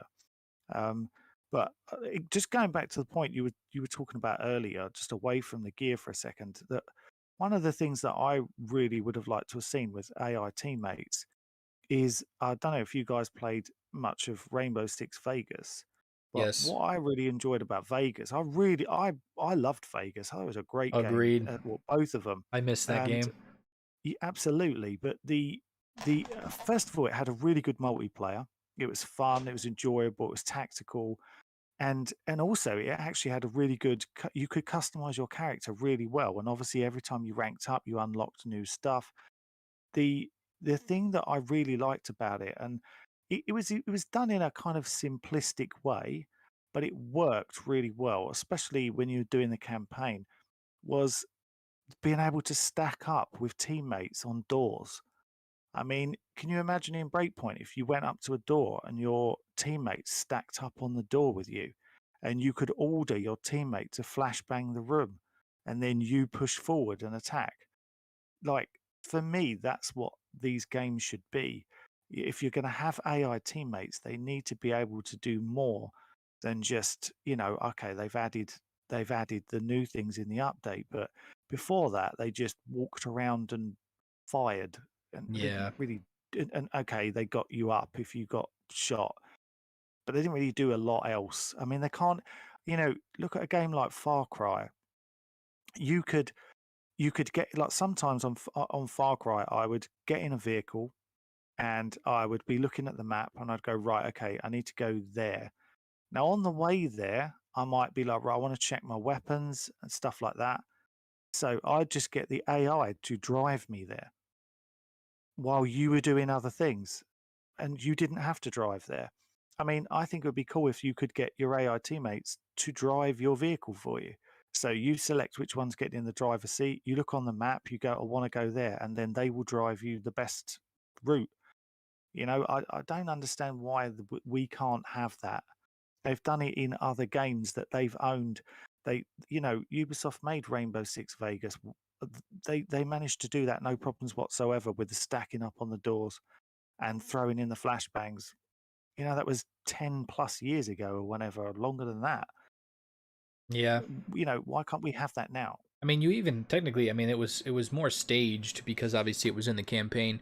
But you had that in Ghost Recon Future Soldier. They were like, I wouldn't say there was at least once every mission, but there was actually one of the missions towards the early start of the game. You had to do it 2 or 3 times in one mission where you would stack up and there'd be 2 separate entrances or even 3 separate entrances where you and all your squad mates would sort of stack up, and somebody would either throw in a flashbang or you would just all kind of breach at once, and then it did that super slow down, like where everything got real slow, and everything, and it kind of was more like a cinematic experience where you could kind of swing over and, you know, take out the enemies and stuff, and then it kind of sped back up once all the enemies were dead. But just little things like that, like, we're in the campaign in this. It's open world, but like, why can't we do that? Why can't we have those instances where you have things like that? And then when you kind of throw on top of Horizon Forbidden West was just, you know, you got to see gameplay of that yesterday. And there was an instance in there, I remember there was a spot where like it triggered an animation, and it literally, the animation swung around in front of her and it looked like a cutscene, but it was all in game. It was Yeah. Oh, that gameplay, was so good. but it literally looked like a cutscene, and it was only like 2 or 3 seconds long. But why can't we do things like that in like a breach scenario, where it doesn't pull you out of this of the game? It doesn't pull you out. It doesn't break immersion. If anything, it increases the immersion because it might snap to just a slightly different camera angle than you normally would, to kind of give that breach like more of an aesthetic, so to speak. You know, why? I don't know. I don't know if it's just, you know, I'm not trying to sound like a dick, but I don't know if it's just lazy development. They don't want to do it. They don't want to take the time to flesh out systems like that. But when I saw, and I didn't, and this, you guys can critique me in the chat, but I didn't play the first Horizon Zero Dawn. I don't have a PlayStation. I didn't play it. I don't even know if it came to, I think it did come to PC. I Yeah, didn't it play it did. on PC. But just when I saw that, I was just like, that is what we need to see more of, because it wasn't, you weren't taken out of the gameplay. It wasn't an actual cutscene, but it looked like a cutscene that was just triggered by an animation in the game that just, oh, it looked so good. Imagine that in like in a Ghost Recon game, in that breach scenario, where it just kind of moves to a slightly different camera angle to give it more of a cinematic feel without pulling you out of the gameplay. But who knows? You know, I I'm think not the developer, so yeah, I think it has to do with the fact of how they developed the game for single player and co-op. I I think think that's that's a what it really huge comes down yes. to. I think that's a bad idea. I think that was a big So, downfall with a lot of the things in this game. But also, real quick before we get too far, I actually have to go back and grab a couple super chats. Mac Leo 2692. I was getting to this. I apologize for the long lapse here, but with the Canadian $5 super chat, says, for a casual like myself who plays COD like shooters but loves the Tom Clancy games, it would be nice to have that option to change things like that. I'm not sure what he's referencing.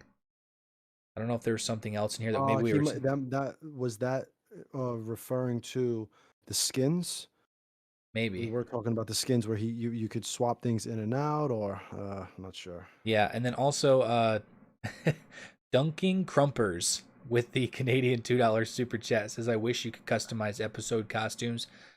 I think I mean, like, why can't we do that? You can't just take the skin and start swapping out items and just keep the original items on that skin. You know, that would be, I guess, the same thing as having all of those individual items available for customization, I guess. But I don't know. I don't know if, and that's the thing is like the skin you guys are seeing on screen here with the warped medical pouch on Knock. Maybe that's, if they would have did all individual items, maybe that wouldn't have happened, because obviously that's an issue with the character skin on that mesh that's not right. Something's not right with that, which is why it's warping like that. If you would have had all individual items put on a raw model, maybe that wouldn't have happened. But I'm not a developer, so I don't know. I know that I actually got some comments on my video today because I put up the gameplay you guys are watching now of the, I think it's Red Tiger, base Red Tiger takedown.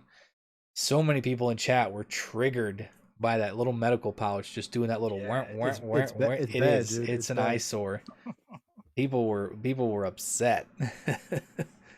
I don't see what they're talking about with the plate. I guess maybe the plate does move a little bit, which, being the fact that it's supposed to be a plate, like a ceramic plate, it shouldn't do that. Yeah, that doesn't really grab my eyes the way the medical No, pouch is broken. yeah, that thing. It's Like, why is it wiggling whatever with the vertice is legs? connected to the leg animation. It's pulling along with the rig, and it needs to be fixed because this is something that we pay money for. Yeah. So I wonder if it will be. Oh boy, I don't know. I doubt it. I don't know what all it would take to change that, but yeah, I don't know. Also, Demar Hall in the chat says, wish they did make a Vegas 3, especially with how well it could do with a modern physics engine, even if it means retcon some things from the first two and be what Patriots could have been. Dude, I would have the things I would have did for a Vegas 3 that played similar to like Vegas 2, because even that game had some like just the way the like in the PvP, and I didn't play a lot of the campaign in Rainbow Six Vegas. I was just like the hundreds, maybe thousands of hours that I played PvP.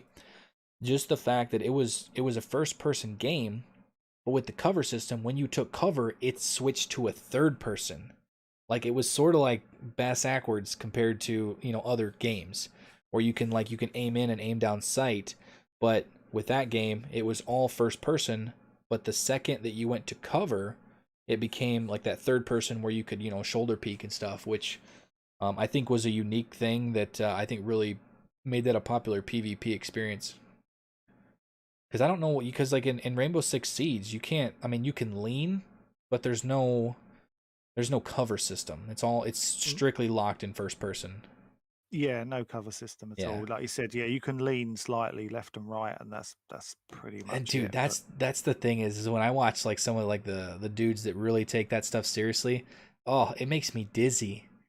How they're just like leaning, just like left, right, left, right, left, right, and they're like walking down the hallways like all crooked, and then they go the other way, and it's just like I get that's a mechanic that really helps when you're trying to like pick people off and make yourself a smaller target, but it's tough to watch, at least for me. I've got You talking about when people milsim? No, I'm talking about like in Rainbow Six Siege when they on constantly Siege. snap back and forth from the leaning mechanic, where they're like doing the waddle.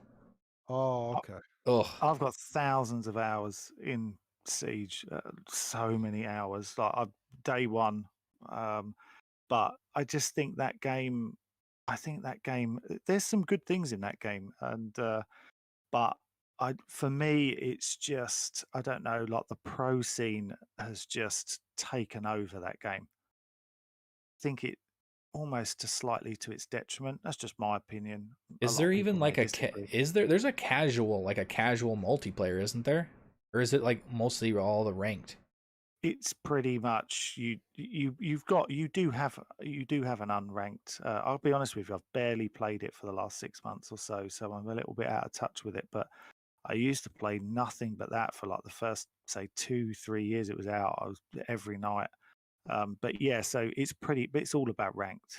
It is pretty. But people do play unranked. But I mean, don't get me wrong, it is a good game. It's a good fun game. My issues with it is that there were particular maps that I really liked, and then I like the fact that they went and updated maps because I quite like that. You get used to, there were certain maps that didn't work very well, and they went and changed them. There were some that they just changed too much, and then they weren't good. They just I don't know, they didn't play right to me. But that's kind of what started to put me off a little bit. There was not enough new content coming in, and they just kept changing older content.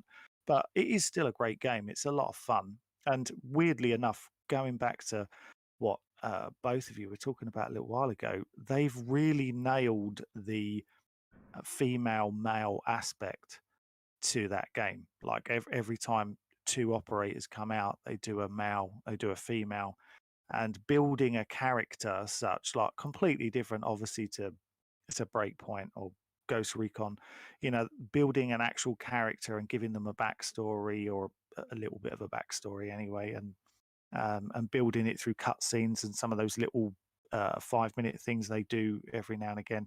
But it really works, and I think people get on board more in a game like that where you've got male and female characters, as opposed to, I think, Ghost Recon, where like I said, I think most people want to play as dudes. But I mean, one of the questions that I saw come up about maybe 2 days before the update came out was about Knock. We all knew that Knock was going to be a popular character basically for the headgear and more than anything. But so many people said, "Can you make Knock a dude? Can you make it male?" And I was like, "No, it's a skin." So Is yeah, because like isn't I mean I don't have all the characters like from Rainbow Six Siege. I don't know because there's at this point there's so many characters, so many operators in that game.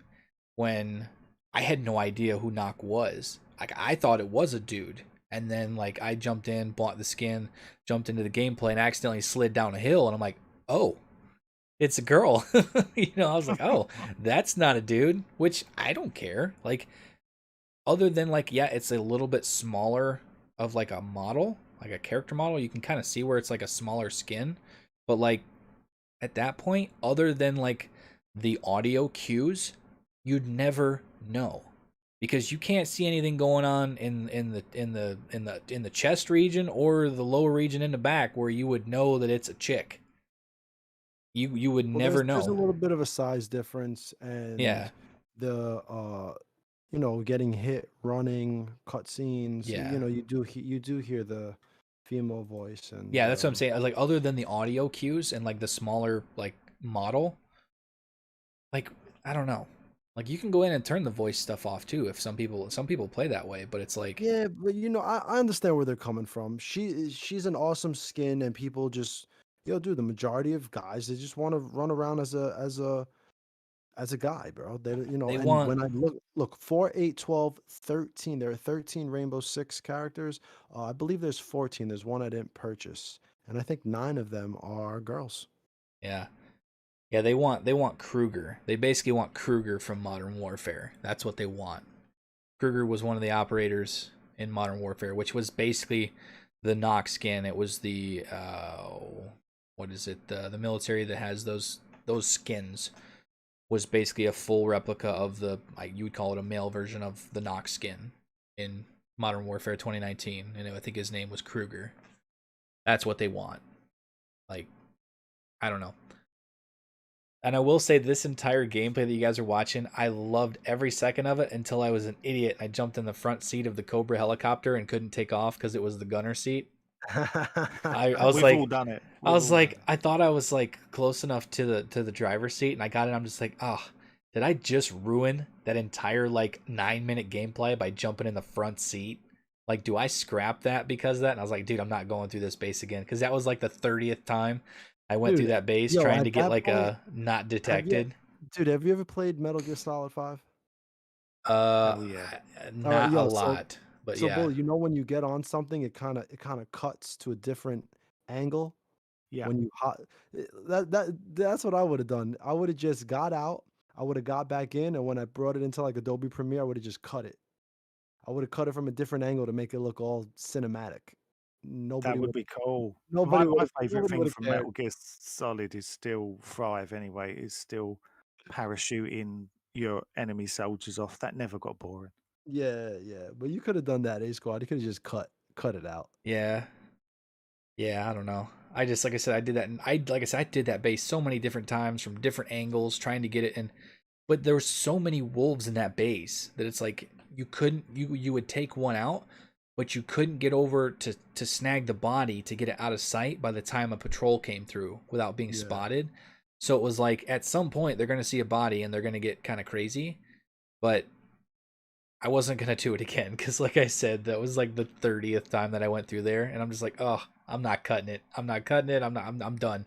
I'm done. And then what's crazy is I went through that base like 30 times trying to get like a cool. I wanted to do that base because it's not a base I do very often.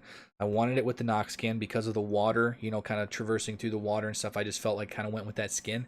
And then you have the gameplay you're watching now with this ghillie suit on like the Sentinel Bunker Island that's kind of like off the northeast coast with the ghillie suit and the M4A1 survival. One take. This was the first time I went there, and I was like, all right, let's see if I can do this. And it was like an 18-minute gameplay that was flawless. So this is the one where they technically find a body, but like I go like full ghillie crawling through the weeds and stay hidden, and then I take down the chopper with the sync shot drone. That people were like super nerding out in the comment section of that. Dude, I didn't know you could do that. I didn't either. I just aimed at the pilot and it locked onto him. I was close enough that it locked onto the pilot, and then the rest is history. So, Bullet, did you purchase any rainbow skins? Did any of them make you, part with your hard-earned money? I have bought all of them. Oh, good for Well, he you, said he dude. Hey, has like man, thousands of hours in Rainbow Six Siege. good for Yeah. you. But actually, there was someone, apologies, the name's gone past already on the chat, but someone just mentioned, why didn't they put Glaz in there? Because they added his rifle, on the last update, on the Amber, whatever it was called, Amber Sky. Glaz should have been in there. There's a few that would have probably fit aesthetically, would have fit Breakpoint better. than some of the ones they chose. But and everyone wants the Lord and Savior from from Siege. But I think they'll. Do you think they'll add more, or do you think Uh, that's it? I don't know about for Rainbow Six, but I think they'll run some internal numbers depending on how long it takes them to make these skins. If they made money, yes. If I bet they if they sold a lot of didn't, Nox skins. yeah, I think the ones that got purchased the most was Nock, and second maybe Valkyrie. I really think she looks cool. But if they're making money off of these items, absolutely. And not only Rainbow, there's a lot more characters I'm sure in Rainbow, but they should just make skins, period. They should figure out they should utilize their 3D artists. And I was always a big fan of, not a big fan, but I understand the Fortnite model. Yo, people love to look cool. And when you have a third person game, if you want to monetize that, you monetize it with awesome looking stuff. That's So a I don't really good I don't point. doubt. Yeah, I don't doubt Yeah. that they'll make more cool skins and things like that. What I find fascinating is that this game's been out for what, 18, 19 months, Yeah. something like that, just Yeah. in and around. If you go into the store, if you don't include the stuff that was put in there this week, if you go into the store, there really is not a lot in there. No, there's And not. and that's quite Cosmetics wise. it's shocking for a game that's like 19 months old to have Yeah. that little in the store. And I don't understand it, because when you talk to people, they will spend the money. If you give them what they want, they will spend the money.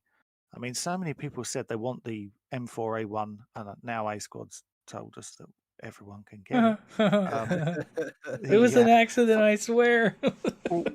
Funnily enough, just quickly on that one, I did a review of that weapon, and it went up tonight whilst I was in the pub, and I've seen some of the comments on the video, people going, "We someone from Delta, you've got your information wrong, because someone from Delta Company's already said that this is out to buy next week," and I was like, "Oh, interesting."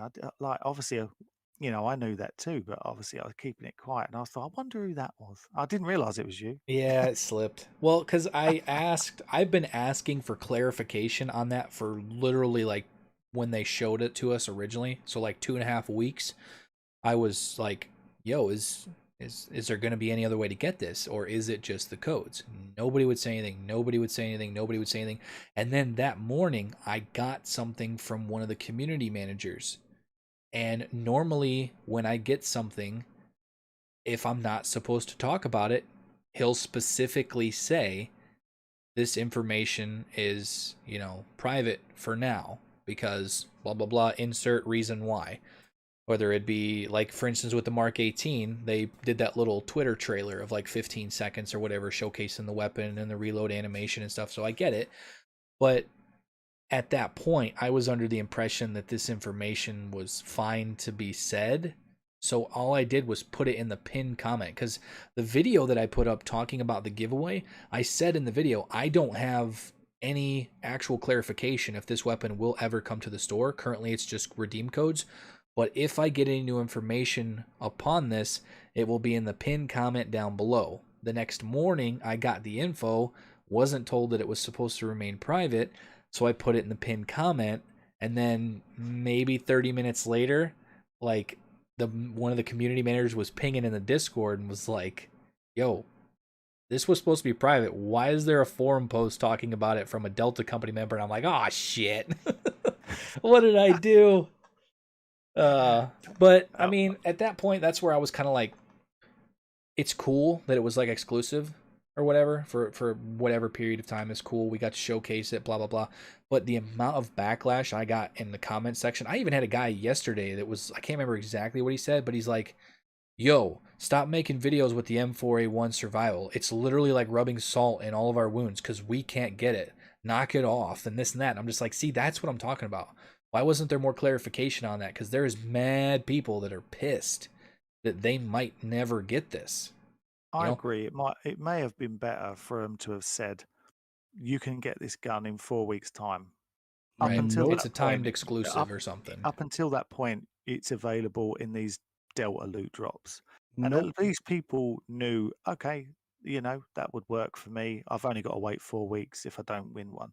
I think people would have been okay with that. But I think in the first week, they literally thought, hang on, we're never going to get this weapon. Yeah. And I think that's what, like you said, pissed a lot of people off. And I do understand it totally, because I mean, I know people now who are still pissed that they can't get raid weapons because they don't want to raid. That they want the Goblin and they haven't got any raid weapons, and they're like, I don't want to do the raid. Why are all like the Goblin and the M82 Cerebrus and weapons like that? Why are they not in the store? When will they put them in the store? Can you ask Ubisoft to put them in the store? And I said the problem is that, and I think most people probably agree with this, is that there's a lot of people out there who love the raid. Not loads, but there are people who do enjoy the raid. And there were guys when the raid came out, or I know both of you guys covered the raid quite a bit. The problem is that there were people who figured it all out, worked through it, tried to find out how to beat the bosses. They put so much into it, and they kind of deserve those rewards, if you know what I mean. Yeah. And I think those people are the people that are like, so now you're just going to give them away after, for no. And I can see both sides of it. It's difficult, but at the same time, I think Ubisoft must be saying, look, there's a lot of people. They know what weapons you've got. I lost a weapon after an update, and so I had to do a ticket like you did, G Money, for your strike designator to try and get it back. I think it was the Goblin. I lost it. And they know if you've had it or not, so they know what weapons you've had. They must see and go, do you know what? Only 30% of the community's got the Goblin. We could sell these, And I mean, when it comes down to it, maybe you could do a variant of it, make it a different color, or I don't know, do something with it. I think there's a way of, doing it. Yeah. Yeah. Oh crap! I was trying to think what I was gonna Well, say. Oh, well, somebody in the chat. I think I might have even messed this up even more. There's multiple people in the chat. They're like, "Wait, the M4A1 Survival is a timed exclusive. Wait, you can buy that in the store." well. All right, you ready? It's officially Here- on the forums now too. So, which was forced by me. I kind of forced the community manager to put up a post. My fault. And I all was right, even. I I'm was gonna even make everyone angry. make him angry. Okay, here we go. They purposely put it on a exclusive like this with nobody to know because they want to create so much hype for it that when it finally came to reveal, hey, this is in the store, that they sit down with their marketing team. They hire a consultant who's a psychiatrist, and they sit down with all their suit and tie guys up in upper management, and they say, how can we maximize getting people into the store? And the way to do that is to create so much buzz off of an item that looks awesome and so many people are going to want. Even if you make people angry, it's going to get people to just run to the store in droves once they realize when they didn't win and they sat there trying to win that they can now obtain this item. Something, it's like human nature, something that you can't have. It's like, oh, I almost had it. God, I want this item so bad. And then boom, it's in the store. Oh my God, it's in the store. I have to go get it. And I guarantee you there's something about the human psyche that they did like I'm dead ass serious that they have marketing teams behind all this shit to figure out how can we get the maximum amount of people into the store. You provide items that they think they can't get, and then boom, you can have it. And then you have a whole group of people flooding into the store. Oh, what else is in the store? What else is in the store? That's really my opinion on this. Because if from the beginning you say this is in the store, well then all of you guys on Twitch, all of you guys on YouTube, you're not getting any traffic, you're not creating any buzz over the game. All that dies. And so then it's just like, oh, okay, all of this is in the store. Cool, I'll go get this in the store. But when you have this buzz off of an item that you could only get this exclusive item, in my opinion, I think that this is where they go with it. I think it creates more of a buzz for the community. Even if you have people who get angry, you get that advertising that you want, knowing like, yo, look at this, look at this. You could only get it here. People are following people on Twitter. They're engaging. They're following people on Twitch. They're coming by YouTube streams. So that's really what I think it was all about. I don't really think they care about, oh, well, it's better for the community to know this way people don't get angry. Nah, I think they did that shit on purpose.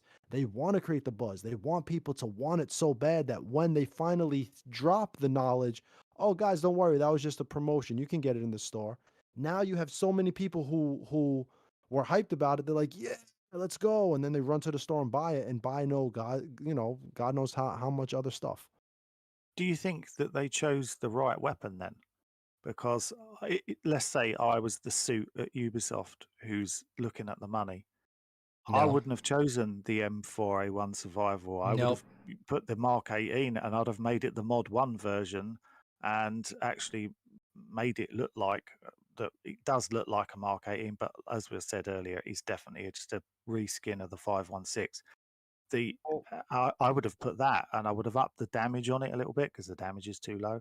But that gun, so many people have wanted that gun for a long time. I think that gun would have had even a bigger pop for people than the M4A1 Survivor. Careful. Don't give them any Well, ideas. They're going to do that when they bring the ACR in.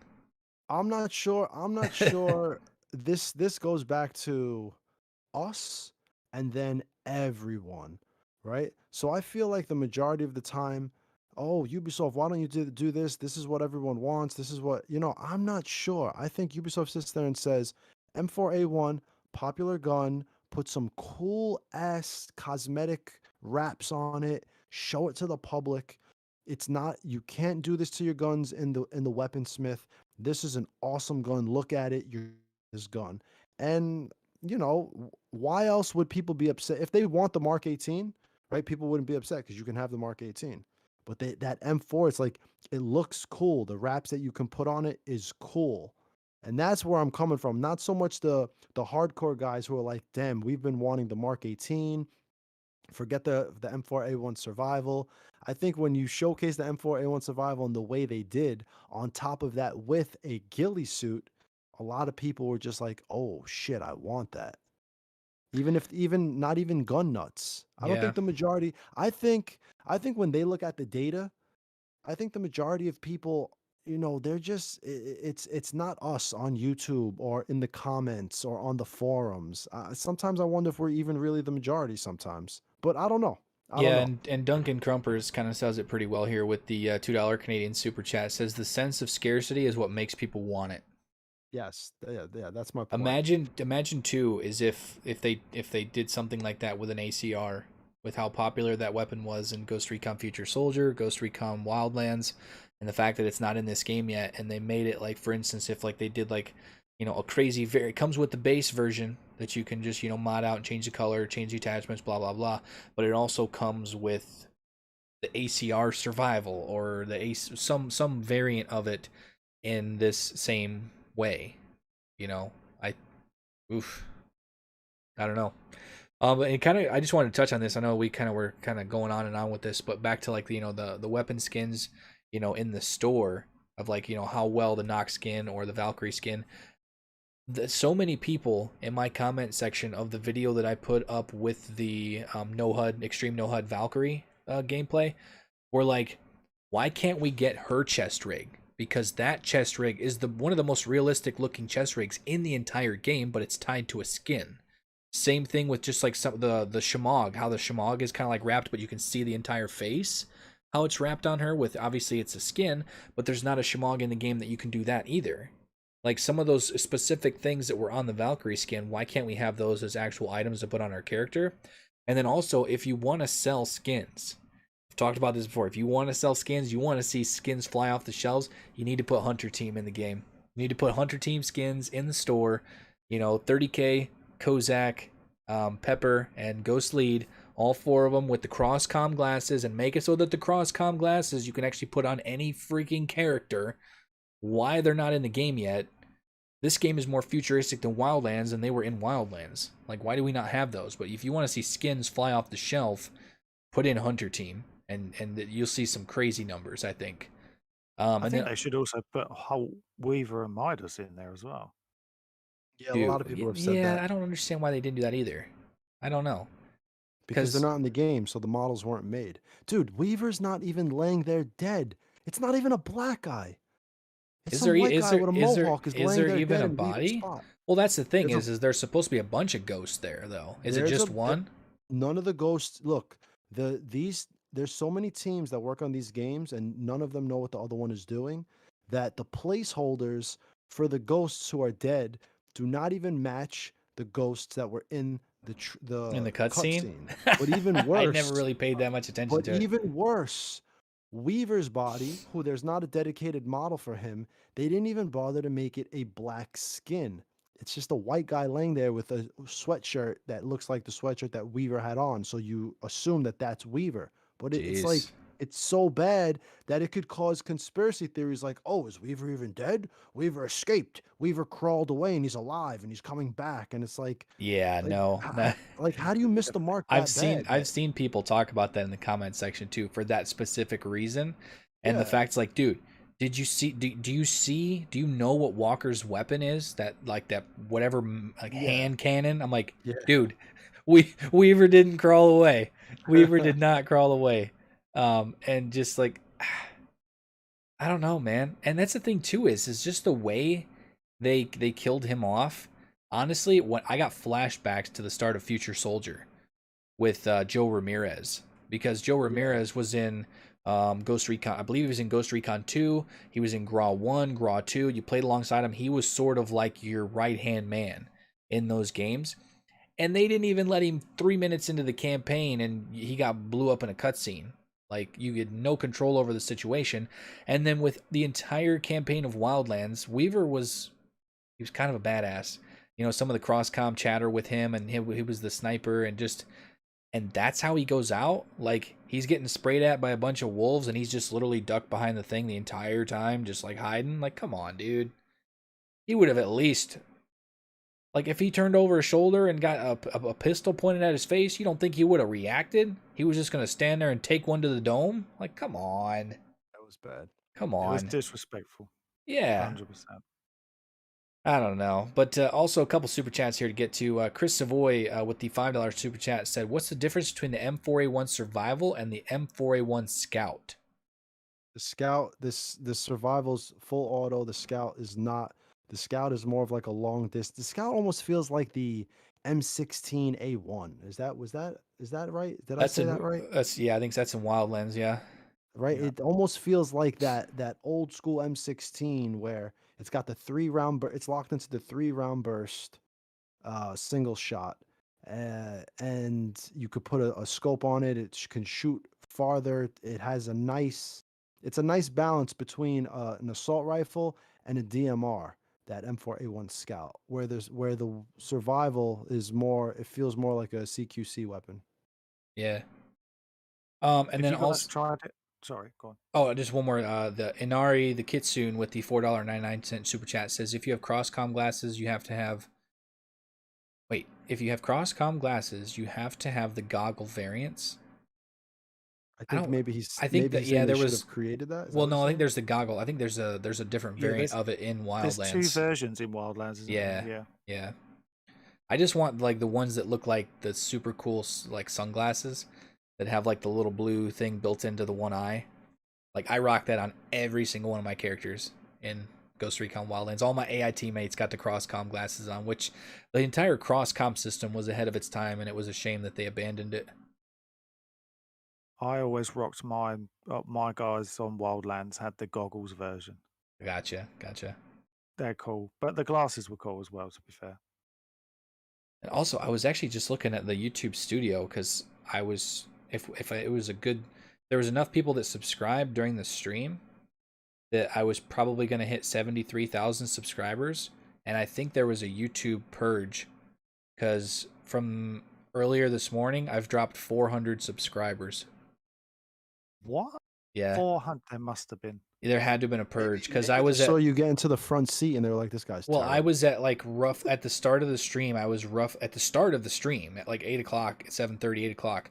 I was at 72,000 950, and now I'm at 72,597. Maybe they Maybe heard it's your because I voice. jumped on. No, they probably heard his voice and they were like, "Oh, who's this A Squad guy? I don't know what he's Listen, talking about." that's that gamer 11337. Yeah, exactly. Where's Gamer 11337? We need his input here. Also, Merc Melvin in the chat says, when does the giveaway for the M4A1 Survival end? You want to give away another set of codes to the people that are chilling in there still? Guys, I've been giving them away. 9 of them are already gone out. So there's 3 left. So there's let's see. And how many people are still chilling up there? Dude, there's a decent amount up there. Wow, there's a decent amount of people up there. Not everyone's gonna get one, guys. I'm sorry. If you're I'll unlucky, send you one over. I'll send you one over now. Hang on. If you're unlucky enough to not get one, what's today? Yeah, just know you'll be able to, pay $5 and purchase it in the store. I don't know. If it's $5, I'll be surprised. I'm sure it's not going to be more. I hope not. It's got to be 400, 500, 600 credits. Because I mean, like the full operator pack, the Charlie operator pack was 1,100, which came with. It didn't come with a gun, but it came with all those customization options. I mean, I wouldn't think it would be. Yeah, but that's the entire pack. Like, you're going to be able to buy just the gun on its own. Yeah. So that should be like 600 ghost coins, which should be like $5, maybe a little more, maybe $10 the most. I don't know. Dylan Harper says, was it Dillian? Dillian says, but where are the anime gun skins like COD? I'm still waiting for those. Oh, please. When they started adding those, it was yeesh. Graw was cool too. Portable weapon carrier and ammo. Lots of M134 Vulcan work. Yeah, there was some really cool stuff in in the Graw campaign that was kind of unique at that time. But so here's a question I have for both of you guys: how many more Delta Company members sit there and hit home about AI teammates and the need to control them individually? Because I think one of the big ones, like I think I mentioned this in the stream the other day, one of the big ones was AI Blue Fox. Right. AI Blue Fox is a very prominent figure when it comes to Ghost Recon and the devs, because he was part of that team that did the Wildlands thing. And when I saw him say something the other day about that, about like completely missing the mark when it came to, the not being able to control them. That was like, there's no way they couldn't have noticed that, because so they definitely know. So we have to hope moving forward, not for Breakpoint.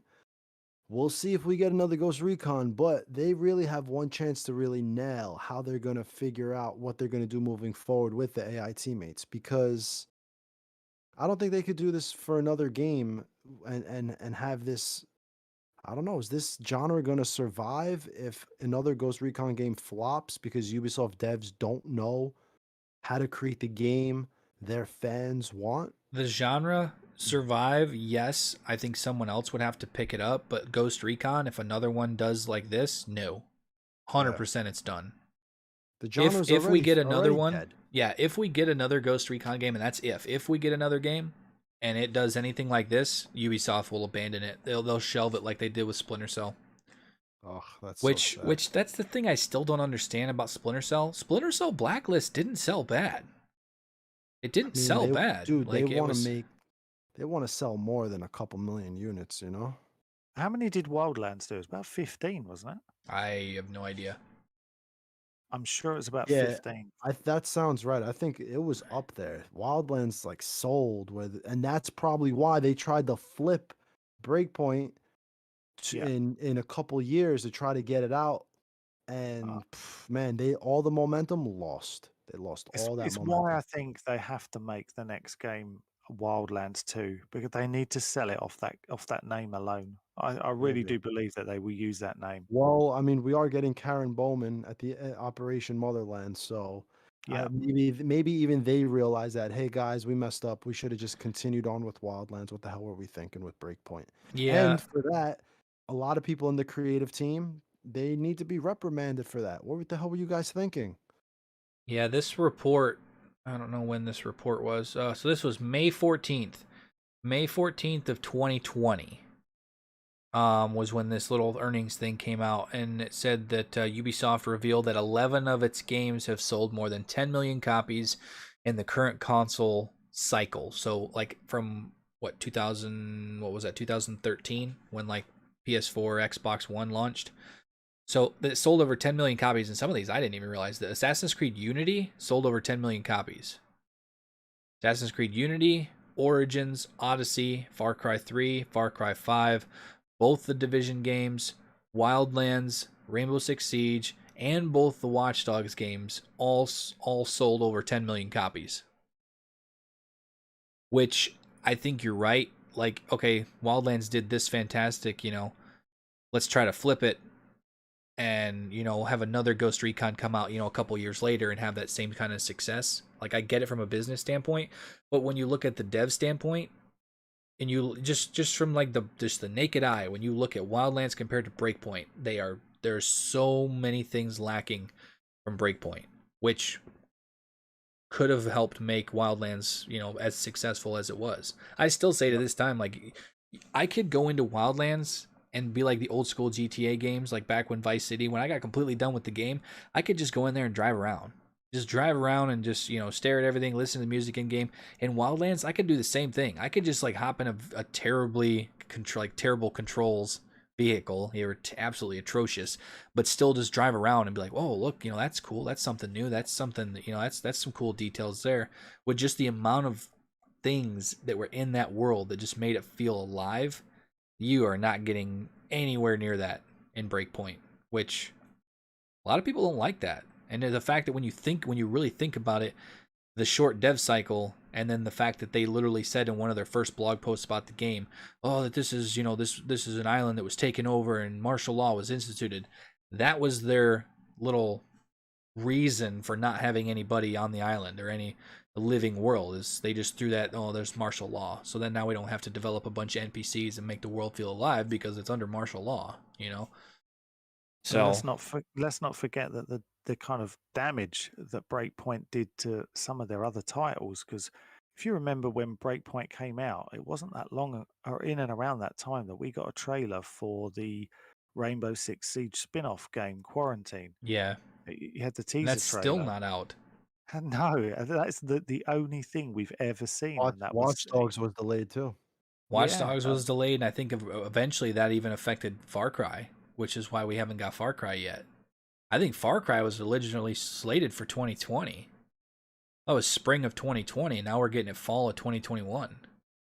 Which, COVID could have had an impact on that as well, but hopefully it'll be a more polished game at least. Yeah, kind of going back, I'm literally seeing a bunch of orange in the chat right here of people tagging me. So Master Chief says, no info on the Tomb Raider thing yet? No. No information on the Tomb Raider thing yet. Maybe I would totally expect to see something at Ubisoft Forward for it, of whatever it is. And then Damar Hall says, if there's another Ghost Recon game, there's also the chance Nomad won't come back. I personally don't want him to come back. It says, since Breakpoint is his final mission as a ghost, if you follow the game's lore, yeah, they did. He wasn't even supposed to go to Aroa. He was technically already retired, and they roped him in for one last mission, and then obviously the whole shit show of this thing happened. But after, if they would have stuck with the Wildlands version, I think I would have been, okay, maybe he could come back again. But I personally absolutely hate the Breakpoint version of Nomad. I cannot stand the voice actor. I can't stand anything with it. Me neither. I'm with you. And the fact is we had Wildlands for like a good solid 2 years of one of the most famous quotes in all of it, and we haven't got a single shitballs in Breakpoint. Like, come on. And I don't think it would matter with this voice character. It wouldn't be the same. But they used the voice actor in the Division 2. I think maybe that's why. Yeah, because I remember that when I started up the Division 2 the day it came out, and I went to the base of operations, and Manny started talking. I'm like, wait a minute. What was Nomad's chilling up here in DC? Like, and that's, if you actually go to like, what is this called? It's the I whatever the thing is where you can see all of like what the voice actors have done in their careers. The voice actor that does Nomad has done so many games that you've probably played and didn't even realize it was him. And then I don't know. I don't know why they didn't bring him back for this game unless they needed like that deeper voice nomad to kind of go with the whole it's a survival, behind enemy lines theme or whatever. But like, it definitely fit the character model because I remember the reveal trailer and people were like, "My lord, has he been on roids or something?" Because like he's huge. He's supposed to be getting older, and he looks like he's like went for Mr. Universe between Wildlands and Breakpoint. I think you just hit the nail on the head, to be honest. I think they went with a deeper voice because the other voice they thought didn't fit aesthetically, which doesn't make sense to me, especially now that AI teammates are in it. I mean, that's the one thing I really miss with AI teammates on. I mean, Wildlands, they were always joking around and stuff like that. And, that's what it's little things like that, I think, that makes Wildlands such a special game. Yeah. Um, it's little things, really small details sometimes that can make a massive difference. But as we're just talking about Wildlands, one of my favorite things about Wildlands was Fallen Ghosts. I think Fallen Ghosts, when I played that, I thought this is for me, what the next Ghost Recon should be. Obviously, not knowing about Breakpoint at the time, I just thought it had a tone to it. It was a more serious tone than the rest of Wildlands. You had the Los Estioneros obviously having the jammer and stuff like that, with special abilities to make it more difficult for you. But some of the missions were very simplistic, but they were so much fun. There's a mission in Fallen Ghost where you just effectively you take a really small little base and then you leave the base and you have to walk down a hill, which sounds dull, but it isn't. And you've got this little valley and enemies on either side of you, and you've got, I think, to get to the farmhouse at the bottom, and they're just constantly jamming you, sniping you. The music, it's always overcast. The sky, it's never sunny. It's always raining, and it's just like soaked with atmosphere. It was just, I always thought that's what the next Ghost Recon game should have been. It was like Wildlands with a little bit more seriousness, but still with a bit of humor where you needed it. Uh,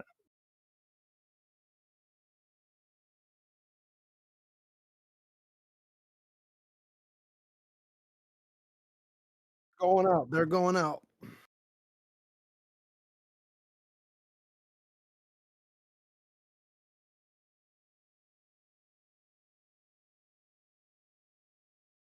Little does anyone know, I just have 14 M4s now.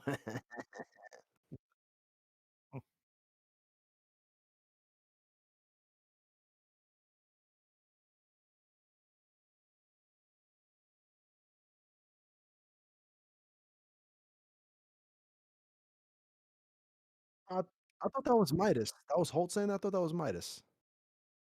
Yeah. I don't know. I don't know. I thought it was Holt, but I could Oh, be wrong. okay. No, no, if you guys both think it's Holt and I think it's Midas, then I'm probably wrong.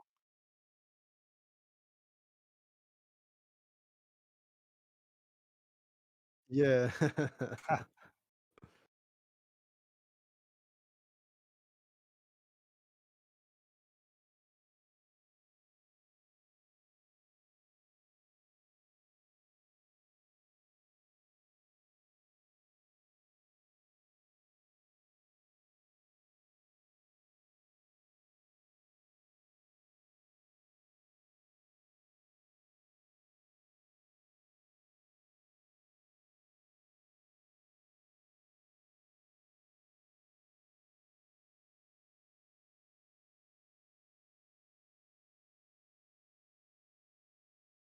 A Squad people are saying that they can't hear you. Yeah, everyone's saying they Oh can't hear you. crap! I muted my thing. Holy crap! I wonder when I did that. I muted it when I was typing. Look at this In guy. I'm a There's noob. there's another minus 400 subs. Oh crap! My bad. My bad. We're fixed. We're fixed. We're fixed. Oh crap! We'll just leave all that be. That's Yeah, keep fine. it That'll moving. just be for you guys. Devin Mackle does say $100 says Nomad says shitballs in the new DLC. No way. No way they'd be that cool. No way. I'd just like them to get rid of the grunting. It's the ugh. When Every he's, Oh, 5 yeah. minutes, he when does he, that. Ugh. yeah, when he's sliding all over the place. Jeez. Yeah. Audio for, oh yeah, there's a bunch of people saying it in here. Yeah, the website is IMDb. Yeah, there's so many cool things like that. He was in Need for Speed Most Wanted as one of like the icon dudes that you got to take down in the street racing scene or whatever. And I actually went back and like watched a video of it, and I'm like, holy crap, yeah, that's the same dude. You can tell in his voice. So I don't know, we'll see. And then, on that note, let's kind of, with all the stuff we've talked about Title Update 4.0 and the teammate experience and the new stuff and all that stuff. So let's talk about possibly moving forward with Operation Motherland. Well, there's been a lot of people too that say that like when you actually like hue the colors in that image, like the word Motherland doesn't match up with like what's outside of like the blacked out area. So people think that it's supposed to say Operation Wonderland, supposedly, but like either way, it's supposed to, and it was directly from the developers in their article that the next DLC, which would be Title Update, I believe 4.1, whatever the fall DLC is supposed to be, is going to be the biggest operation in Ghost Recon Breakpoint. We're getting the return of Karen Bowman, which was obviously the contact in Ghost Recon Wildlands. What do they need to do? And this, you guys can, whoever wants to go first, I guess. What do you think needs to be in this DLC for it to be successful from like the community's point of view? G Money, do you want to go first? Yeah, I'm sorry. I was dealing with getting these codes out. Say the question again. What does Operation Motherland Title Update 4.1, Yes, nothing. what Nothing. does it doesn't need matter. to do Nothing. to be successful? Nothing. It won't be successful. It won't be successful. What Ghost Recon Breakpoint is dead. Everybody hates it. There are people like us who will shit on it and still play it. Okay, you're Oh my banished. Go ahead, God. Bullet. No, okay. No, let's be honest here, right? Because this is what I was saying before. I don't think we should fall into the trap of pretending that Motherland is going to be something it's not going to be. We've already had the confirmation Moa Island will not be a part of it. So what does that mean? Are they going to surprise us with a different map? No.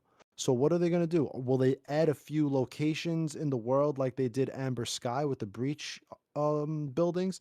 Maybe. But at the most, Operation Motherland is going to utilize Aroa, send us around Aroa, come up with another mechanic like Amber Sky or the Rebel event, and we'll be going in the same bases we've been attacking since October of 2019. So I don't think there's anything they can do for Operation Motherland other than what I thought they were going to do for year 2, which was give us Moa Island with a bunch of new assets. And since I know we're not getting that, I really don't think there's anything they can do. What am I going to do? Sit here and say, well, if the AI teammates had full control, we could control them. And if we got Moa Island, and if we got a new this or new, but I don't think any of that's going to happen. That's the thing. I mean, really, what do you guys think they could add at this point that's reasonable? That will turn the game into a, oh my God, I can't wait for year 3 now. Don't you think at this point they're just kind of trying to wrap it up to lead us into the next game? Definitely. 100%. I think, I mean, I made a little, I went back and watched the ending for Wildlands when all of the Motherland stuff started kind of coming out. And I always intrigued me of Karen Bowman when she talks about looking into a crystal ball. Do you remember that? When she says, oh, if I look into my crystal ball, it's on the alternate ending where he gets arrested or whatever, doesn't die, or he does the deal. El Sueño does the deal. And she says, oh, I look into my crystal ball, and he basically ends up getting an army or 10 times bigger, and he heads into Peru and all this stuff. And I always wondered why they did that. Like, if there was a canon ending, he was. Some people say, well, the canon ending is when he was dead. But did they put that in there? So, because did they always intend to go down that route of bringing El Sueño back for another game, or making sure they could keep him alive if they needed him? And they say that that's the canon ending. We know that she went to prison for killing him, but obviously there's all sorts of ways they could get her out of prison, deals, whatever. But I think what they need to do in terms of Breakpoint, I think a lot of people are saying they want a new game mode. Obviously, a lot of people have mentioned ghost mode and things like that. I Oh, mean, I'm not actually sure a ghost mode would work. I no, really absolutely don't. not. That's such a waste of time. Yeah, I'm not sure it would work. I think I don't know. If you imagine how ghost mode worked in Wildlands and then fitting that exact same thing into Breakpoint now with the drones and stuff, I don't know. I just don't. I think it would have to be reworked. I truly do believe there are parts of the game that would have to be reworked for a ghost mode to kind of be successful. But Ghost mode, waste of time because guys, you want ghost mode? Play the game when you die, delete your slot. There you go. You have ghost mode, right? yeah, You know, that's like true. why are we going to sit here and have the developers waste time in a game that's already dead? It's not going to provide any new value. You want to look at, in my opinion, if people want this game to be a little bit better, you have to look at things that are already in the game and ask the devs, hey, can you guys do this moving forward? Example, there's friendly fire in the raid for the critical raid, right? How about you guys add friendly fire in the main part of the game? The critical raid has mines laying around. Hey guys, can you put mines in a row so maybe it's a little more dangerous? Episode 2 has laser beams in the some of the missions. Hey guys, how about you throw some of these laser beams around the Roa in the compounds? Would that work? You know, I think we can look towards maybe asking them to take mechanics that are already in the game and put them all over Aroa, so maybe Aroa feels a little better. Hey, look at I made a video, the Unidad mechanic, a couple weeks back. Basically, hey guys, can your QRFs have more than one vehicle when we get seen? Can you go into the engine and maybe the next title update when a QRF team comes in, there's 2, 3, 4 vehicles where the action really escalates. I think things like that we could ask for while getting an update of new content that they're creating. So when we go back into Aroa, it's like, oh shit, this base has laser beams now. Don't set it off. Oh shit, there was a mine here that was never here before, and now I've blown up. Oh shit, I'm playing co-op, and A squad walked in front of me and I shot him in the head and now he's dead. We need to be more careful when we're playing. I think these things are more realistic to ask for rather than what maybe we might see on the forums or maybe what we might imagine could happen. Like, hey, would you rework the AI teammates so we can control all of them? Like, that's never going to happen in Breakpoint. Hey, can we get Moa Island? They've already said that's not happening. So I think if we look more towards what's realistic for them to do that's already in the game that they just kind of have to put out in a row, maybe that will help the game breathe some life into the game when Operation Motherland is finally revealed. But other than that, And I and mean, to what else could they really add? yeah, and to touch on that, the QRF thing, the other day when I was playing, it's probably actually in one of these gameplays if I actually turned on the audio, but there was a very unique voice line that I'd never heard before where I was in like the Seal Islands. I was nowhere near Fen Bog. I was not in the Fen Bog region. I was nowhere near it. I was on like the opposite side of the map. And I got like alerted. I alerted the base. Like they didn't see me, but they found a body. And one of the guys in the base said something about a QRF and it was like, yo, the closest one's in Fen Bog or something like that, which I'd never heard that before. Yeah, I've heard that. It's stupid. Like it doesn't make any like it'd be cool if there was like that entire mechanic, but it's just like that was just audio that had no meaning, but I'd never heard it Yes. before. But yeah. Do you think after this update where we've probably had, I'd say probably the most amount of new items added into the store in terms of cosmetics, weapons, do you think that this has been a mini experiment where they've said, okay, let's actually make some new stuff, let's put it in there, let's see how well it does? It's probably done quite well with some of the gas masks, ghillie suits, things like that. I could see them adding a lot more stuff going into the store later on down the line, especially for Motherland. Yeah. Um, New weapons. I think. I mean, don't get me wrong. I don't think that's gonna be enough for a lot of people. They want a lot more. They want more ways to play the game. They want replayability. They have said we're going to get replayability, but that's what people want. They want to be able to keep going back into the game and play it in slightly differing ways, not entirely new ways, but just it like G Money just said, regards to maybe add mines and things like that. Like I think that's a definite possibility, but I do think that they will look at this week and they'll look at their numbers and they'll go, okay, in Motherland, we can add 10 guns into the store.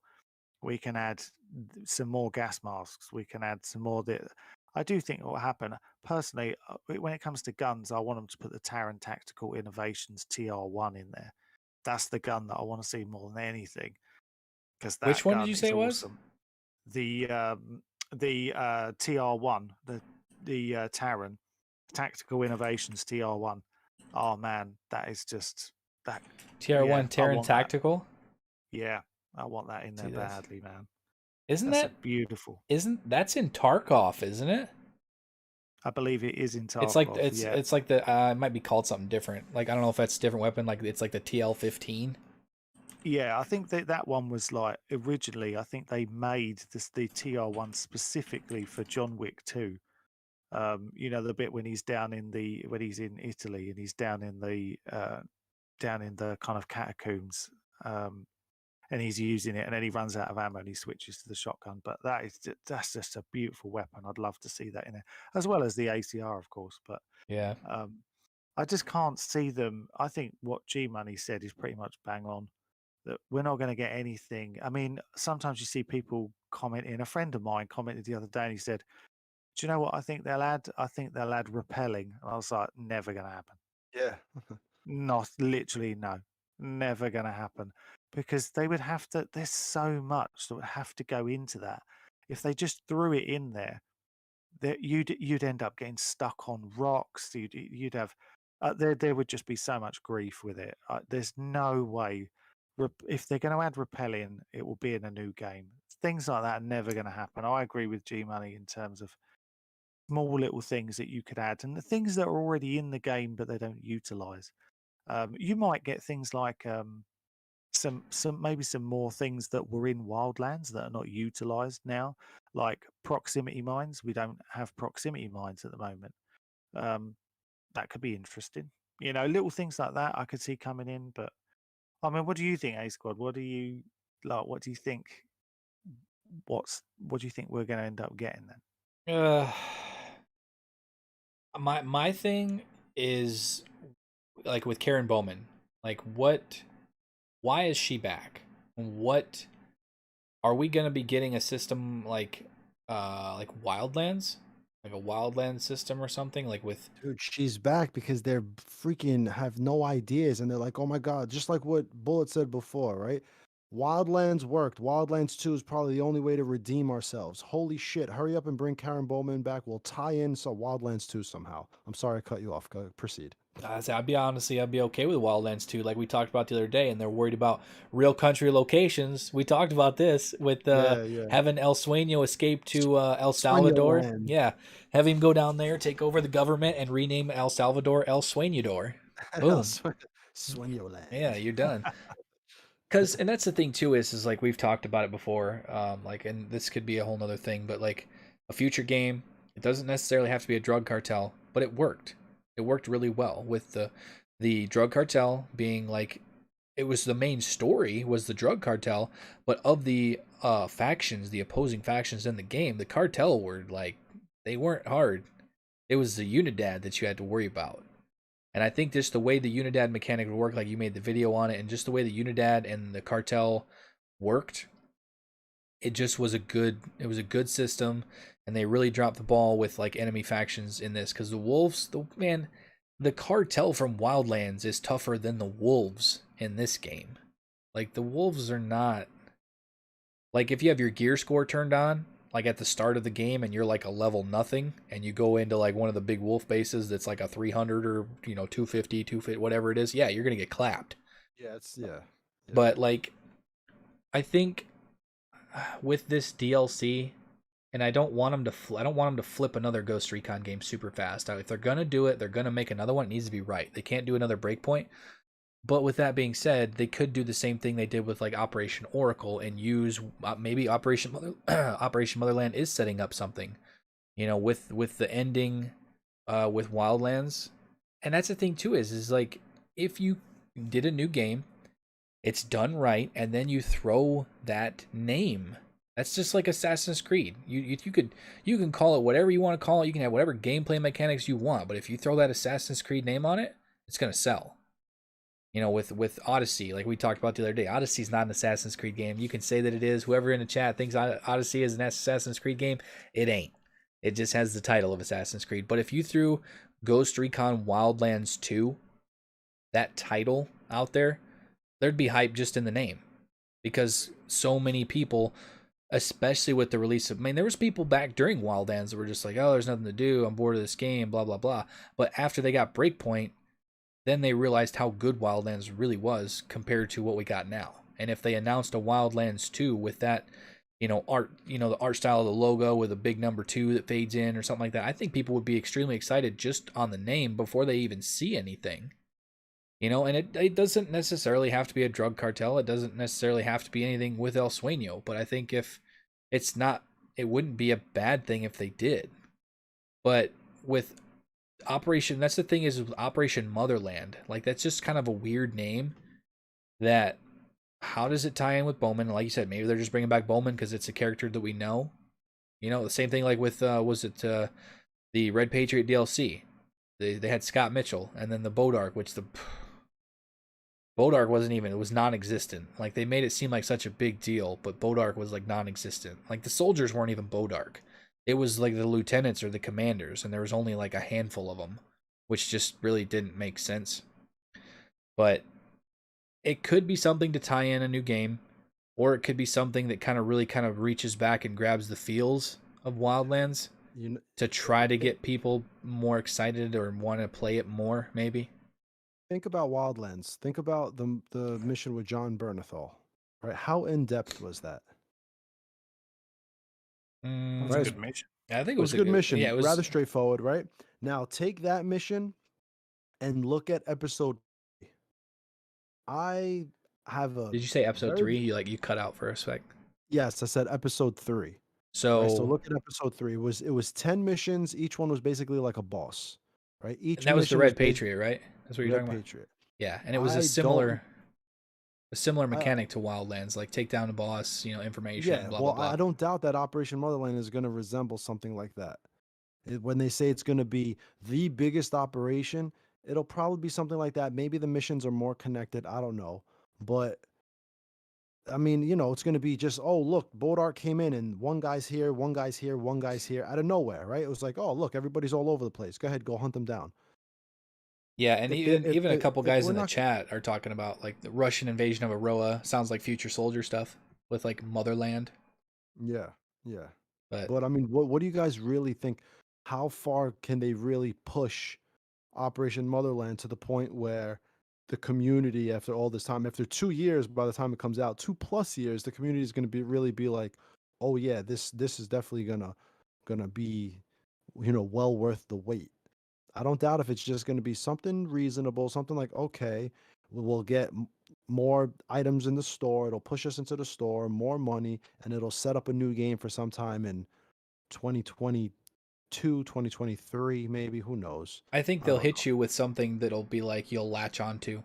Like, so for instance, with Wildlands, it was when did we get the first operation? The first operation was a Splinter Cell operation, which was, I think that was it the same year that it launched, or was it the following year? No, it came afterwards. I think it dropped in like February of 2020, something like that. Okay, so no, I'm talking about for Wildlands. I'm sorry. When the Splinter Cell, but either way, like when it's like, oh, there's not really a whole lot going on. The Narco Road DLC, the Fallen Ghost DLC, which was a good DLC, like Bullet Catcher was talking about. But at that point, we're like, oh, what DLC could they possibly bring now? And then they hit you straight in the feels, like, oh, guess what? Michael Ironside, Sam Fisher's coming back. And then everybody, super excited, a whole lot of buzz. There was news outlets talking about it, the return of Sam Fisher. and everything. And then it's like, okay, how do you top that? And then they did a full Rainbow Six Siege operation, which at that time Rainbow Six Siege was extremely popular because at the start it wasn't quite so hopping, but like a couple years, a year or so after the launch, it was really big, which was right around the time that the Wildlands. Shortly after that, the Wildlands DLC came out, and then you had the Silent Spade with you had physically Scott Mitchell return, which that's the first time you heard his voice since Future Soldier, 6 years earlier, and just the fact that that was returning, I think that's what they're looking for because they did it this time around. You had the Splinter Cell mission in this game where you had Michael Ironside return. People got super excited about that. And if, kind of closing in on the end of the lifespan of the game, which is at this point already kind of here, they're going to have to hit you with something like that to get that excitement level up. And with multiple rumors, people were talking about like that one guy that I still got to go back to, the fact that he keeps saying that he's got an inside source saying that Hunter Team's coming back to Aroa and all this other stuff, which I've only been saying that for how long? That's what I want. The fact that Hunter Team only made an appearance in one game is an absolute crime.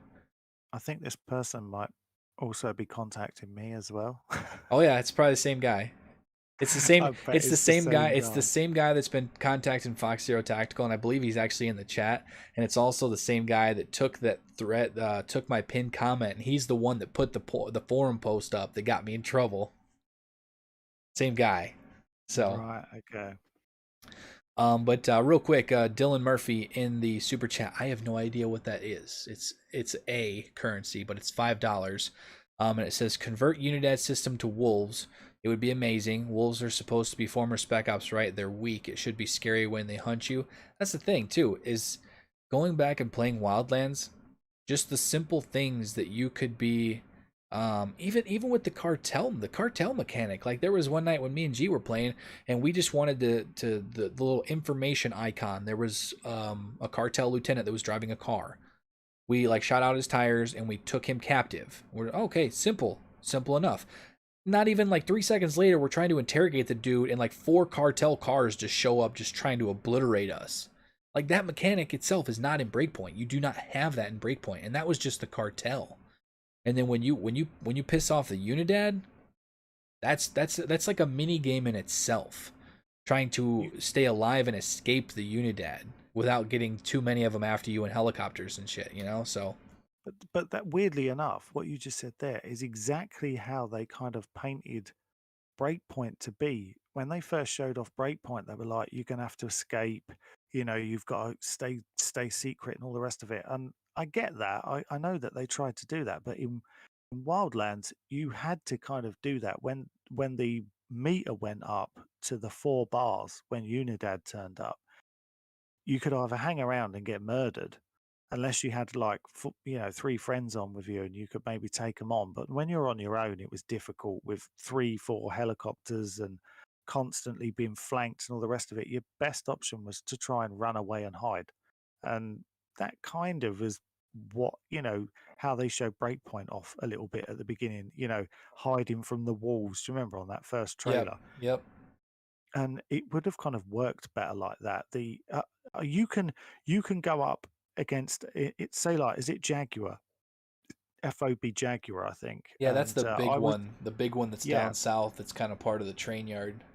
that's it. So Yep. I was down there. I had 3 friends about 2 weeks ago. We're down there, and we were doing quite well. And then one of my friends gave us away, and before we knew it, it was on 4 bars, and there are helicopters everywhere. We were just honestly, we were hiding in one of the little, the little ammo rooms, Mm-hmm. Yep. and Yep. I know what you're talking about. Yeah.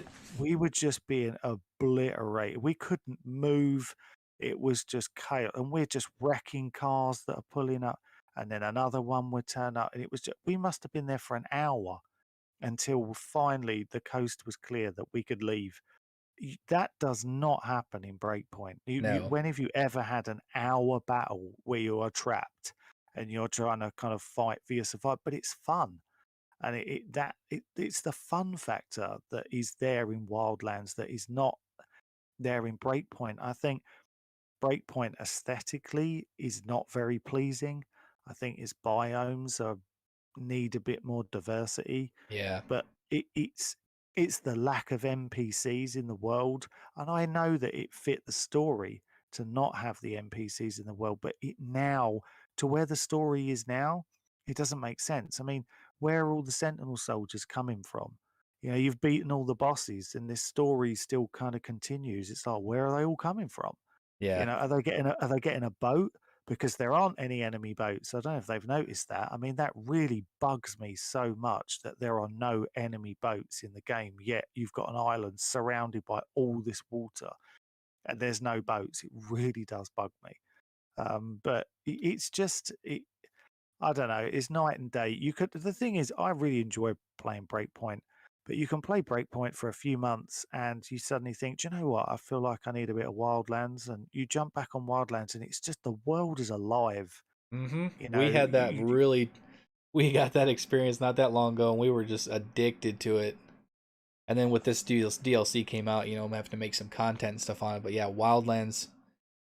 The first time I booted it back up again, and just like I was like, oh, I'll start a new ghost character, because we started new ghost characters, and just like that first, as soon as you start the game, and you technically, it was after like the Pakatari cutscene, and you're parked next to you're at the vehicles, and you're kind of overlooking the whole region of Ataqua. It's raining, it's kind of in the morning, and it's just like, dude, I could stand here at the edge of this cliff and just stare out into the distance. It's just the aesthetics and the environment, and with the NPCs driving down the road, and there's these little stands popped up on the side of the road where they're trying to sell food, and little vendors and stuff trying to make money. It's like those little things that a lot of people, how many times do you just drive by those? But just the fact that they're there is just that little extra immersion. And the fact that none of that's there in Breakpoint, it just completely feels empty. sometimes you can feel like you can run, what, 1, 2 kilometers, and what do you see on the way? Maybe a motorbike patrol, maybe a normal 3-man patrol, Yeah. and that's about it. There's nothing else. You won't Well, even come across a heavy. You won't get seen by a helicopter. You just run, and there's nothing. There's nothing really there at all. Like what I loved about Wildlands is that you could you'd be on a mission or something. You'd be in a vehicle.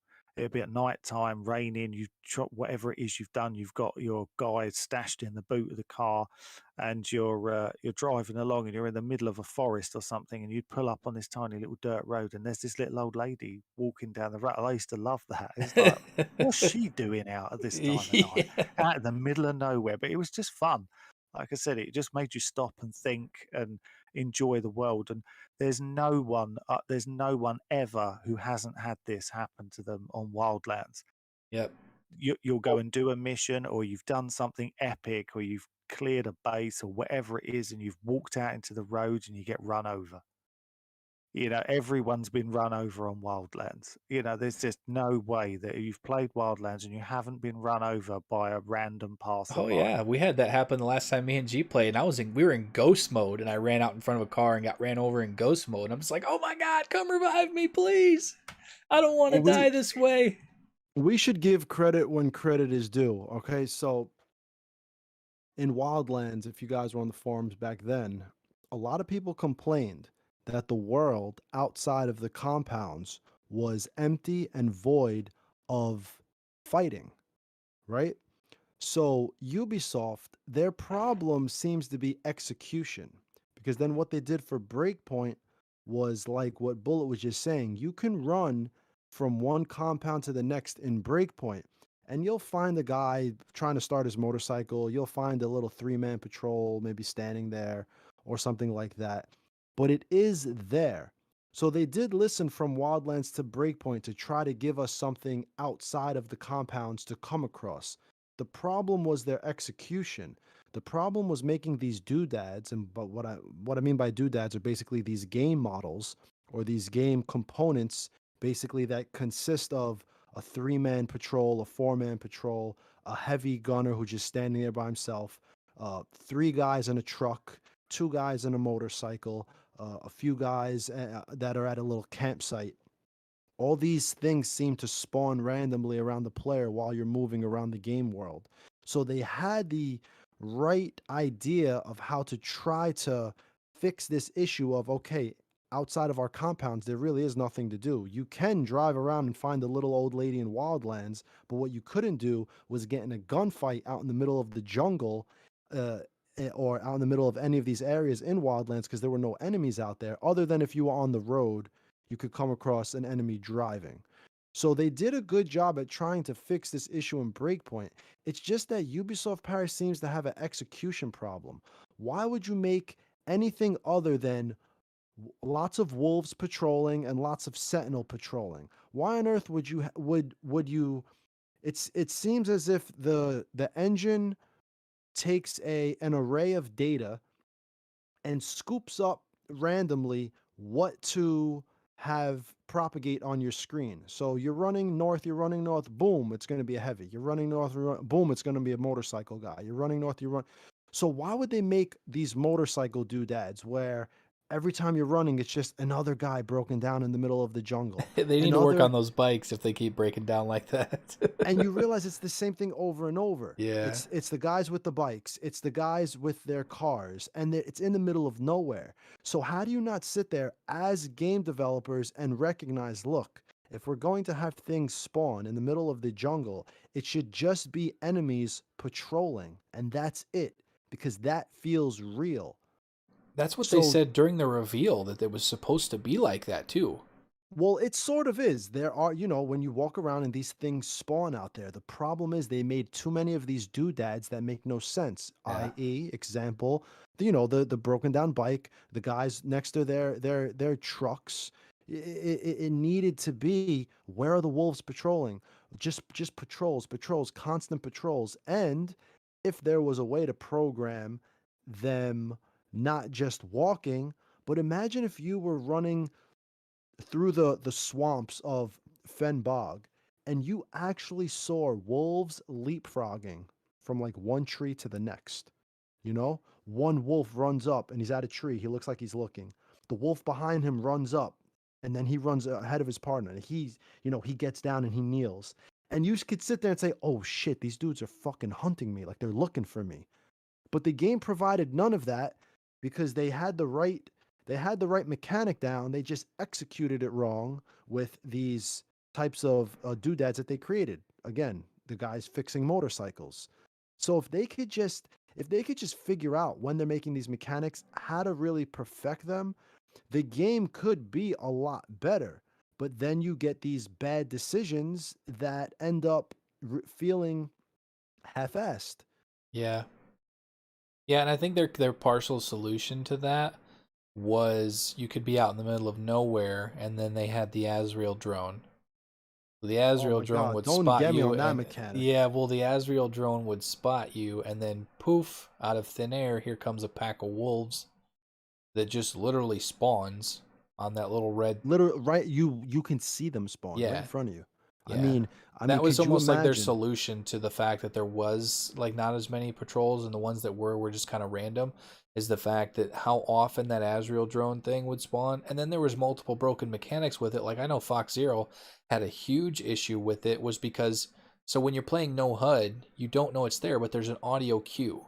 You hear that noise of like the jet flying in. Well, for the longest time, on I believe it was a bug that was exclusive to the PlayStation, there was no audio cue. So if you're playing like extreme no HUD, you literally have no idea that it's there until that random red smoke marker just pops up right in front of you. Yeah. I can So confirm that because I had that. yeah. And then also real quick, it's Australian. Dylan Murphy with the 5 Australian in the super chat says Wolves DLC question mark. Convert the entire island like the raid island, double the amount of wolves, and have attack helicopter patrols and more flyovers. But that's the thing too, is you can increase the amount of the NPCs as much as you want, but just the way they work is just not there. Like I said, if you would double the amount of wolves and then give them the same AI mechanics as Unidad, then we're talking. Like That the could be fun. like the Unidad mechanic, like you made the video on, just you might get a certain amount of wolves after you, and then it'll escalate to more wolves and like maybe some specific wolves, and then after that, then you do have helicopters and attack helicopters and stuff. Are there even like except for on the raid island, any you do have the little like whirlybird helicopter that always flies around. It has like a couple miniguns and stuff on it. Other than those, the main big attack helicopters are like exclusive to the raid island, correct? Like those big attack helicopters that's got all the fancy bells and whistles, those are only on the raid island, I believe. Which sure. which one do you mean? Not the Gyps, the bigger one. The one that's like an attack helicopter that kind of patrols around the outskirts of Gollum Island. Like when you try to go there and like free roam. At least there I'm not was when sure. at least there was when like before they opened it up for free roam, like if you tried to drive a boat or a Yeah, helicopter around. I think it's changed now. Since they opened it, I don't think that really happens much anymore. Okay. Yeah, because I think that was like when I tried to get like the best screenshots was I drove over with a boat and then I transferred seats to like the passenger seat and then I called in my drone because you could call your drone from the passenger seat of a boat when they had the buoy set up all the way around so you couldn't access anything. And there was always those like big hind, like Russian hind style helicopters that would patrol around the entire island.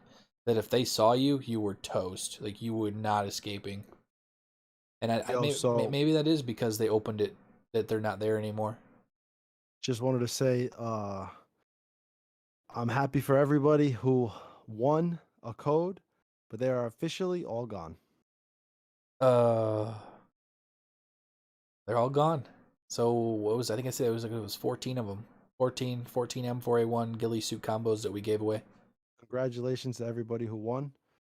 Enjoy it, and don't worry, guys. If you didn't win, you will be able to purchase the items in the store. Sorry for all of those who didn't win, but congratulations to those who did. Yeah.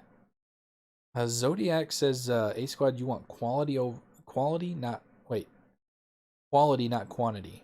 I mean, yes, and that's like we even talked about in the stream the other night about like the map size. Like, is that an issue? Is it the fact that you have this massive map and you're eating up so much quote unquote data in there, which shouldn't matter for a PC game anyway? But No, it doesn't, and you could tell by the way the engine works. Everything spawns around the player. So what them adding things shouldn't matter. yeah, but like for instance, even if that were like somewhat the case, you could look at the Wildlands map, cut that thing in half, and then like take whatever the half that you still have, increase the density, increase the NPCs, increase like the especially like the density in bases, like have more bases that have like sentry turrets, multiple alarm systems. Like when I go into a base, even like the hardest base in Wildlands, if you do it right, it's not really that hard.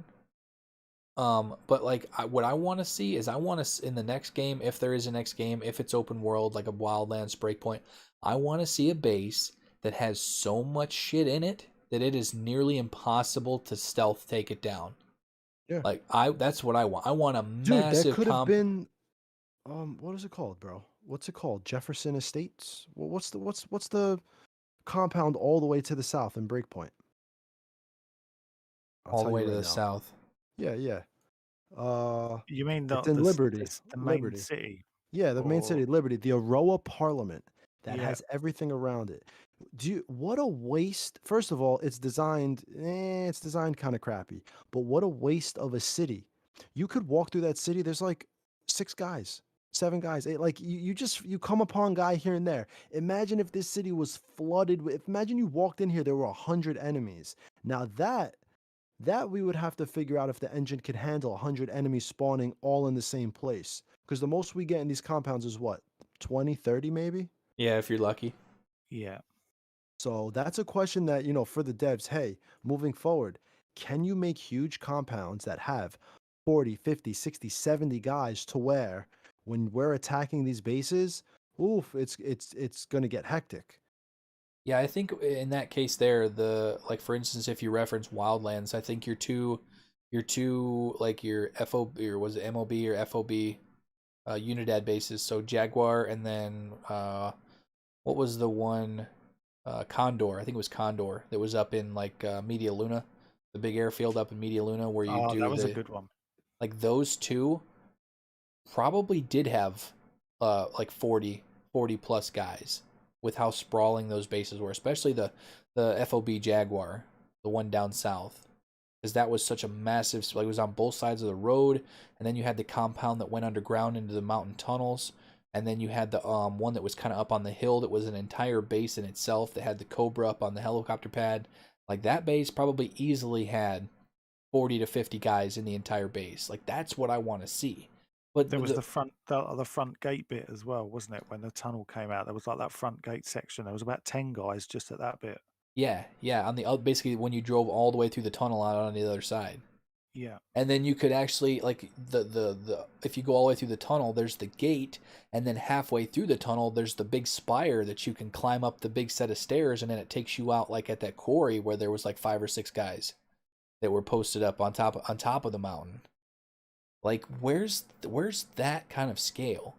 And even like over in the Jimenez region where there's the one base where the one sub is that has like a sprawling base, like there's probably easy like 30 to 35 cartel guys there, and it's like there's, I don't know, maybe it's just the Sentinel, like the cartel and the Unidad just felt so much better. Maybe that's part of the reasoning, but it just felt like the bases were laid out. Those bases felt better. Yeah, the bases were laid out better. They were with like the turrets and the mortar pits and the sniper towers, and then like some of them had like the drone jammers and the surface to air missiles and like all that stuff. Well, look at Breakpoint for the brother versus brother mission to kill Walker.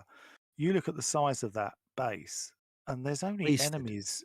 Oh, yeah, yes, there's only right? enemies. Wasted. There's enemies. There's a few enemies down by like the port, like the harbour part of it over the back, and then there's some enemies in and around the main building in the middle, and obviously there's a behemoth in there. And then there's a few sporadic ones around the outside gate at the north. But on the east side of it, there's literally nobody. Yeah, There's that literally was a nothing huge. there. Yeah, I that was a remember waste. waiting to get into that base when I first saw it, thinking like, oh my god, this is gonna be so much fun, and then how upset I was, and not even upset, just disappointed in the fact that at the end of everything, there were literally no bases in the game that felt like, wow, this was a sprawling base that I got lost in and I was overwhelmed and it took me a few tries to get through. It's all, I don't know if they're doing it on purpose or like I said, it's just lack of execution. They don't understand that the the the people who play this game, they don't want their hand held. And that's just like any game, really. We play games for a challenge, it's for fun. We want to go into these areas and say to ourselves, oh my God, this is a tough area. And it just leads me to believe there's no way that more guys couldn't have been put in these areas. It's just that Ubisoft thinks that their balancing system works best for the majority of their gamers. And Yeah, I don't. I just think that they're wrong. Yeah, yeah. You can think back to like Wildlands because like there, when it comes to that scale, there is not a single base in Breakpoint that has the scale of like the 2 field operations bases for the Unidad. None. And then and that's the thing is, it's not just those 2 bases, because then you have over in I always I might be pronouncing it wrong. I might still be pronouncing it wrong to this day, but I think it's like Monteyoc or whatever that region is. Yeah, Montillo. That has the big cartel training base where they train the troops, and you got the dudes out there doing like the jumping jacks and the push-ups and stuff. Yeah. That thing is huge. Like because you have the one compound where they're doing the training, like the push-ups and the jumping jacks, and then you have like the main paved road that kind of zigs through the base, and then you have another massive base on the other side of the road that's all part of the same compound. And then both of the field operations bases for the Unidad, and then like they're not all the same base, but like just the presence that Unidad has in Media Luna. You do not want to fly an aircraft in that entire region, because you're especially don't ever do it in ghost mode. Like that's just a recipe for disaster, because there's 5 or 6 decent sized bases in that province, but there's 4 or 5 SAM sites in between each base. Just that presence of Unidad in that region makes that region like extremely unique and fun. Yeah. So and then Well, even the one that's out in the salt flats, the airstrip that's out in the salt flats, that's a massive base too that kind of is pretty sprawling. I That just one's always really challenging because of all of the air defense systems as well. There's Yeah. what, 4 or 5 down there? Yeah, and then like for instance all the sniper towers and stuff that are on the one side, it's like you can't approach unless you kind of shadow those sniper towers so they don't see you because they can see you from so far away. But there's I would say that like when it comes to the scale and uniqueness of those bases, there's at least a dozen like massive, really fun, immersive bases in Wildlands. I don't think you could classify any single one in Breakpoint that's like that. Like the only thing that I would say is even close to that is some of the stuff that's on Gollum Island, which we didn't get until a long time after launch. Like you could glitch onto it for a while and then they patched that so you couldn't do that anymore. But yeah, and that's the thing too is you can physically tell like it was built for the raid. It was physically built for the raid, and then you have all these bases that it just feels like okay, it's lacking because it's a behemoth drone now and it's not a Titan. But I don't know. I just feel like with the next one, they need to go back to the recipe that made Wildlands great when it comes to the biomes, when it comes to the way the world works, being living, breathing, world. And then when it comes to the compounds, make them unique, make them big, make them sprawling, make it full of enemies. Like you're on the next generation of consoles too. You have a PS5, you have the Series X, and you have a massive PC player base. There's no reason why we can't have bases that have 50, 60, 70 guys in it. These massive sprawling bases with alarm systems and watchtowers and drone jammers and surface to air missiles and multiple power generators that cut off certain power to certain parts of the base. Or for instance, I even thought about this before, where in a base you know what a generator looks like. You always know what a generator looks like. It's basically the same model or similar model in this game. You walk up to it and you press this massive red button that turns off the power to that entire base. So who in their right mind in a military base like that wouldn't have some sort of like a backup? You literally just push this big red master switch and it shuts off power to the entire joint. Like at that point I think it would be cool even as like an additional thing where if you did that there was like a backup generator that kicked on that you had to find it. It was like in a unique location every time. Like for instance like the 6 days of Fallujah or whatever, how all their maps are different like that. Having a system like that where if you wanted some things in some of these bases might spawn in different spots. I don't know if I'm really reaching right now, which I might be, but I just think that would be a cool mechanic because then you would have all these bases, but then they wouldn't technically be the same every single time. You'd still have a little bit of replay value because the base might be just a little bit different, laid out maybe a little bit different. The patrols would be in different spots, maybe different troops in the base at different times. And then, for instance, even like some of the things that are in there, like a drone jammer would be in. A drone jammer has a chance to spawn in 4 different locations in the base, and it's never in the same spot, twice or whatever. It's like moving some of those key components around, so it kind of increases the replay value of going in and doing those bases because it has different stuff in different spots. I don't know. I don't know if that'd be just like a total handful, and I'm really stretching. I don't know. It's just something I think that would be kind of cool. I've always liked the idea of them putting sniper teams in Breakpoint. There's so much time you spend walking around and there's nothing there. Instead of having just random 3-man patrols like sniper teams. So when you're walking along, all of a sudden you hear the crack of the shot and you don't know where it's come from. I've always thought that would be really interesting. I don't know why they can't do that because there are snipers in the game. And they haven't got to be in towers. They can be wherever you want them to be. I So think. why Oh, don't go they ahead. put them out in the Finish. forest or put them in the woods or I think I it just has. think I think it has to do with the fact that they sit down and they say to themselves, right? So let's think about this mechanically. Are players going to be okay with always being seen by a sniper? Because I don't think this is my assumption. I don't think these guys can be rendered into the game. And when I say these guys, these enemies who are walking around, they're all rendered into the game as undetected. So I don't think the game engine can render in anything other than undetected, alerted, seen, right? So like clear, yellow, red. So do you render the snipers in as undetected and half the time they don't see you? And do you render them in alerted where every time they render in, they do see you and they shoot at you? Like, I think it really comes down to the fact that how the game engine works and how they can figure out how to spawn these enemies around the player as the enemy runs through the game world.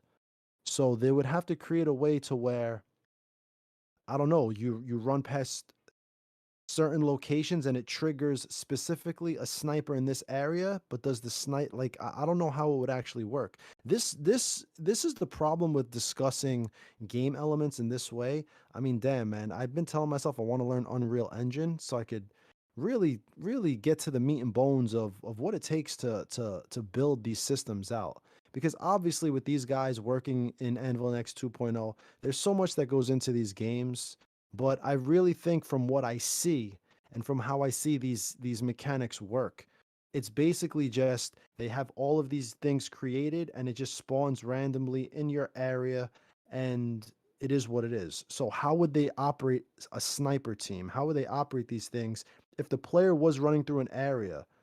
How, like, is the sniper looking a specific direction? Are they always going to see the player? Like, how would it work? Yeah. No, I agree with that. I do. You make a good point. I think it's more to do with the fact that I just get bored of spending so much time running around and there's no one about, No, I and think it's you're just you're 100% right. I'm just y- wondering if they can figure it out according to the mechanics that live within this engine. Like, yeah. can Ubisoft Paris figure out a way to say, hey, when the player's running through this area, we're gonna spawn these types of enemies. When they're running through this area, we're gonna spawn these types of enemies. Because as you realize, whether you're in Fenbog or Liberty, anytime you're outside of any main compound, dude, it's like I said, and what I said before, it's the same enemies over and over and over again. The bike guys, sometimes it's a heavy by himself, some guys patrolling. So there does have to be a way where they can create this mountainous area. We're going to set up the guys that spawn here, and maybe if the player runs through this area, they will get seen. If not, they won't get seen. Like, there does have to be a way for them to execute these mechanics better, because it would be awesome if you're running through an area and boom, sniper shot, boom, C4 goes off, claymores go off, you're injured, you're ambushed, and like, holy shit. Like, imagine that, where you're actually walking from base to base and you're saying to yourself, I got to watch out because there's snipers out here, there are mines out here, you know, who knows where the enemy could be. Instead, it's you're walking and you hear and it's like, oh, there's a stupid motorcycle guys over there. And then you keep walking and you hear, hey, how's tricks? And it's like, oh, there's a patrol over there. And so they have to get to the point where they're executing the mechanics that they create in this game 10 times better, because they are there, they just execute them wrong. And that's And, whatever, that's my opinion. Yeah. and how many bikes are there in this game? Sentinel bikes, about 2,000 spread across the island. Right. Well, I imagine if they Sentinel got on the bikes and chased you down on the bike. I mean, probably never going to happen, but it would be so cool to see, because unlike a vehicle, you run into the trees, they could come after you. I mean, I know that's wishful thinking. It's probably never going to happen, but I uh, don't I don't think it's wishful thinking. I really think it comes down to them recognizing, stop stop holding the player's hand. This is a game of war. It's a game of combat, right? So every time you're running through the game world and something renders around you, it always renders in a way where it's just a bunch of idiots speaking loud. Why aren't these guys kneeling in the grass, walking around they're all just walking around like dur dur dur dur dur dur dur. So they've created a mechanic where, okay, we're gonna make these guys spawn around the player so it feels more alive. But then they turned around and said, but they're not gonna be doing anything. These guys are gonna be staring into nothingness. These guys are standing in the middle of the woods, trying to fix a motorcycle for the 100th time. So it gets to the point where I feel like the developers need to realize, yo, like what you said, make a sniper team. Make wolves actually look like they're patrolling. Make these guys look like they're actually looking for Nomad and not just walking around the jungle, aimlessly. Their point is to be hunting down, quote unquote, the ghosts who crashed on the island. But yet all of these characters, all of these enemies that spawn around you outside in the jungle, they look so nonchalant. They look like they don't even want to be out there. Yet they're hunting enemies. They can't even go prone. Yeah, right? Like there's no Which is And crazy. so I mean, I think. but Oh, go ahead. no, whatever. I was gonna say, but saying that, whatever. No, I think We should probably wrap it up. Yeah, I It's think getting this late. is probably a good point to wrap it up. But with that being said, for those of you guys that are still in here before you leave, we actually do have one more M4A1 survival code to give away. So for those of you guys that may have your redeem code website open, this one's going to be pure chaos because I'm going to be posting it directly in the chat. So you're going to have to copy and paste that over on the redeem website. So just giving you guys a few seconds heads up before I put it in the chat. Fox Zero Tactical was nice enough to actually give this another code to give away to you guys. I didn't realize that he actually recently sent one within like the last 15 minutes. So we are going to be giving this away. So I'm going to throw it in chat. There you guys go. There's the redeem code for an M4A1 survival. Go over to the redeem code website and redeem that and have fun with it. But for those of you guys that were unlucky and did not actually get a code, just keep your eye on the in-game store. Sooner than later, you're going to be able to have the ability to purchase that. But with that being said, we are going to wrap up the episode 4 of the Tactical Roundtable podcast. Huge shout out to G Money Mozart as well as Bullet Catcher Gaming for coming in here and hanging out with us for, what are we at now? 3 hours. 3 hours and 10 minutes. This was the longest one we've done yet. But definitely a lot of fun and engaging with the chat and really making some of the opinions of the community publicly known for those that that weren't already publicly known. So any closing statements, feel free, G and Bullet Catcher, if you guys want to have any closing statements, feel free. I just want to say thank you very much for having me on. Appreciate it, both you guys. Thank you. What time is it where you're at right now? Do I want to know? It's 10:04 in the morning. Oh my lord! I was gonna say I'm getting up in 2 hours and 20 minutes. Oh my lord, dude! True champion, true legend. It's all good. Shout out to Bullet Catcher for that one. No, thanks for having me on. I appreciate it. Yeah, of course. It was fun, brother. Definitely. And just moving forward, I think for the fans of the Ghost Recon franchise, for people who are still playing this game, enjoy what it is, because you have right now is what it is always going to be. Everything we speak about here, hopefully we can breathe into reality for the next game. And we'll see what's up and coming in the next 6 months as far as the Tomb Raider Easter little thing and Operation Motherland. But outside of that, just enjoy yourself. Remember, it's still a video game. Ubisoft Paris, they're doing the best they can. And, that's all. Signing off. I love each and every one of you. Everybody have a good night. Enjoy your weekend. And that's it. A Squad. All right. Well, until next time, guys, I will we'll see you guys in the next podcast. Not 100% sure when the next one's going to be.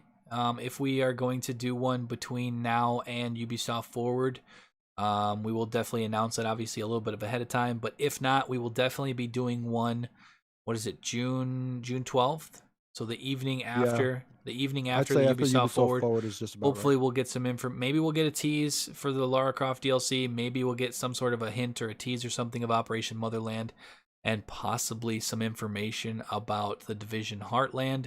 If there's any information that kind of correlates to stuff on this channel, we will definitely probably be doing a Tactical Roundtable podcast. But that is going to do it for this evening, guys. Thank you guys so much for watching, and we'll catch you in the next one. Go check out Fox Zero Tactical Gaming. He's going to start streaming. Either Division or Breakpoint, I'm not sure, but go check him out on Twitch. Streaming on Twitch, yeah. Go check out Fox Zero Tactical with the No HUD Extreme gameplay, and we will catch you guys in the next one. Later, guys.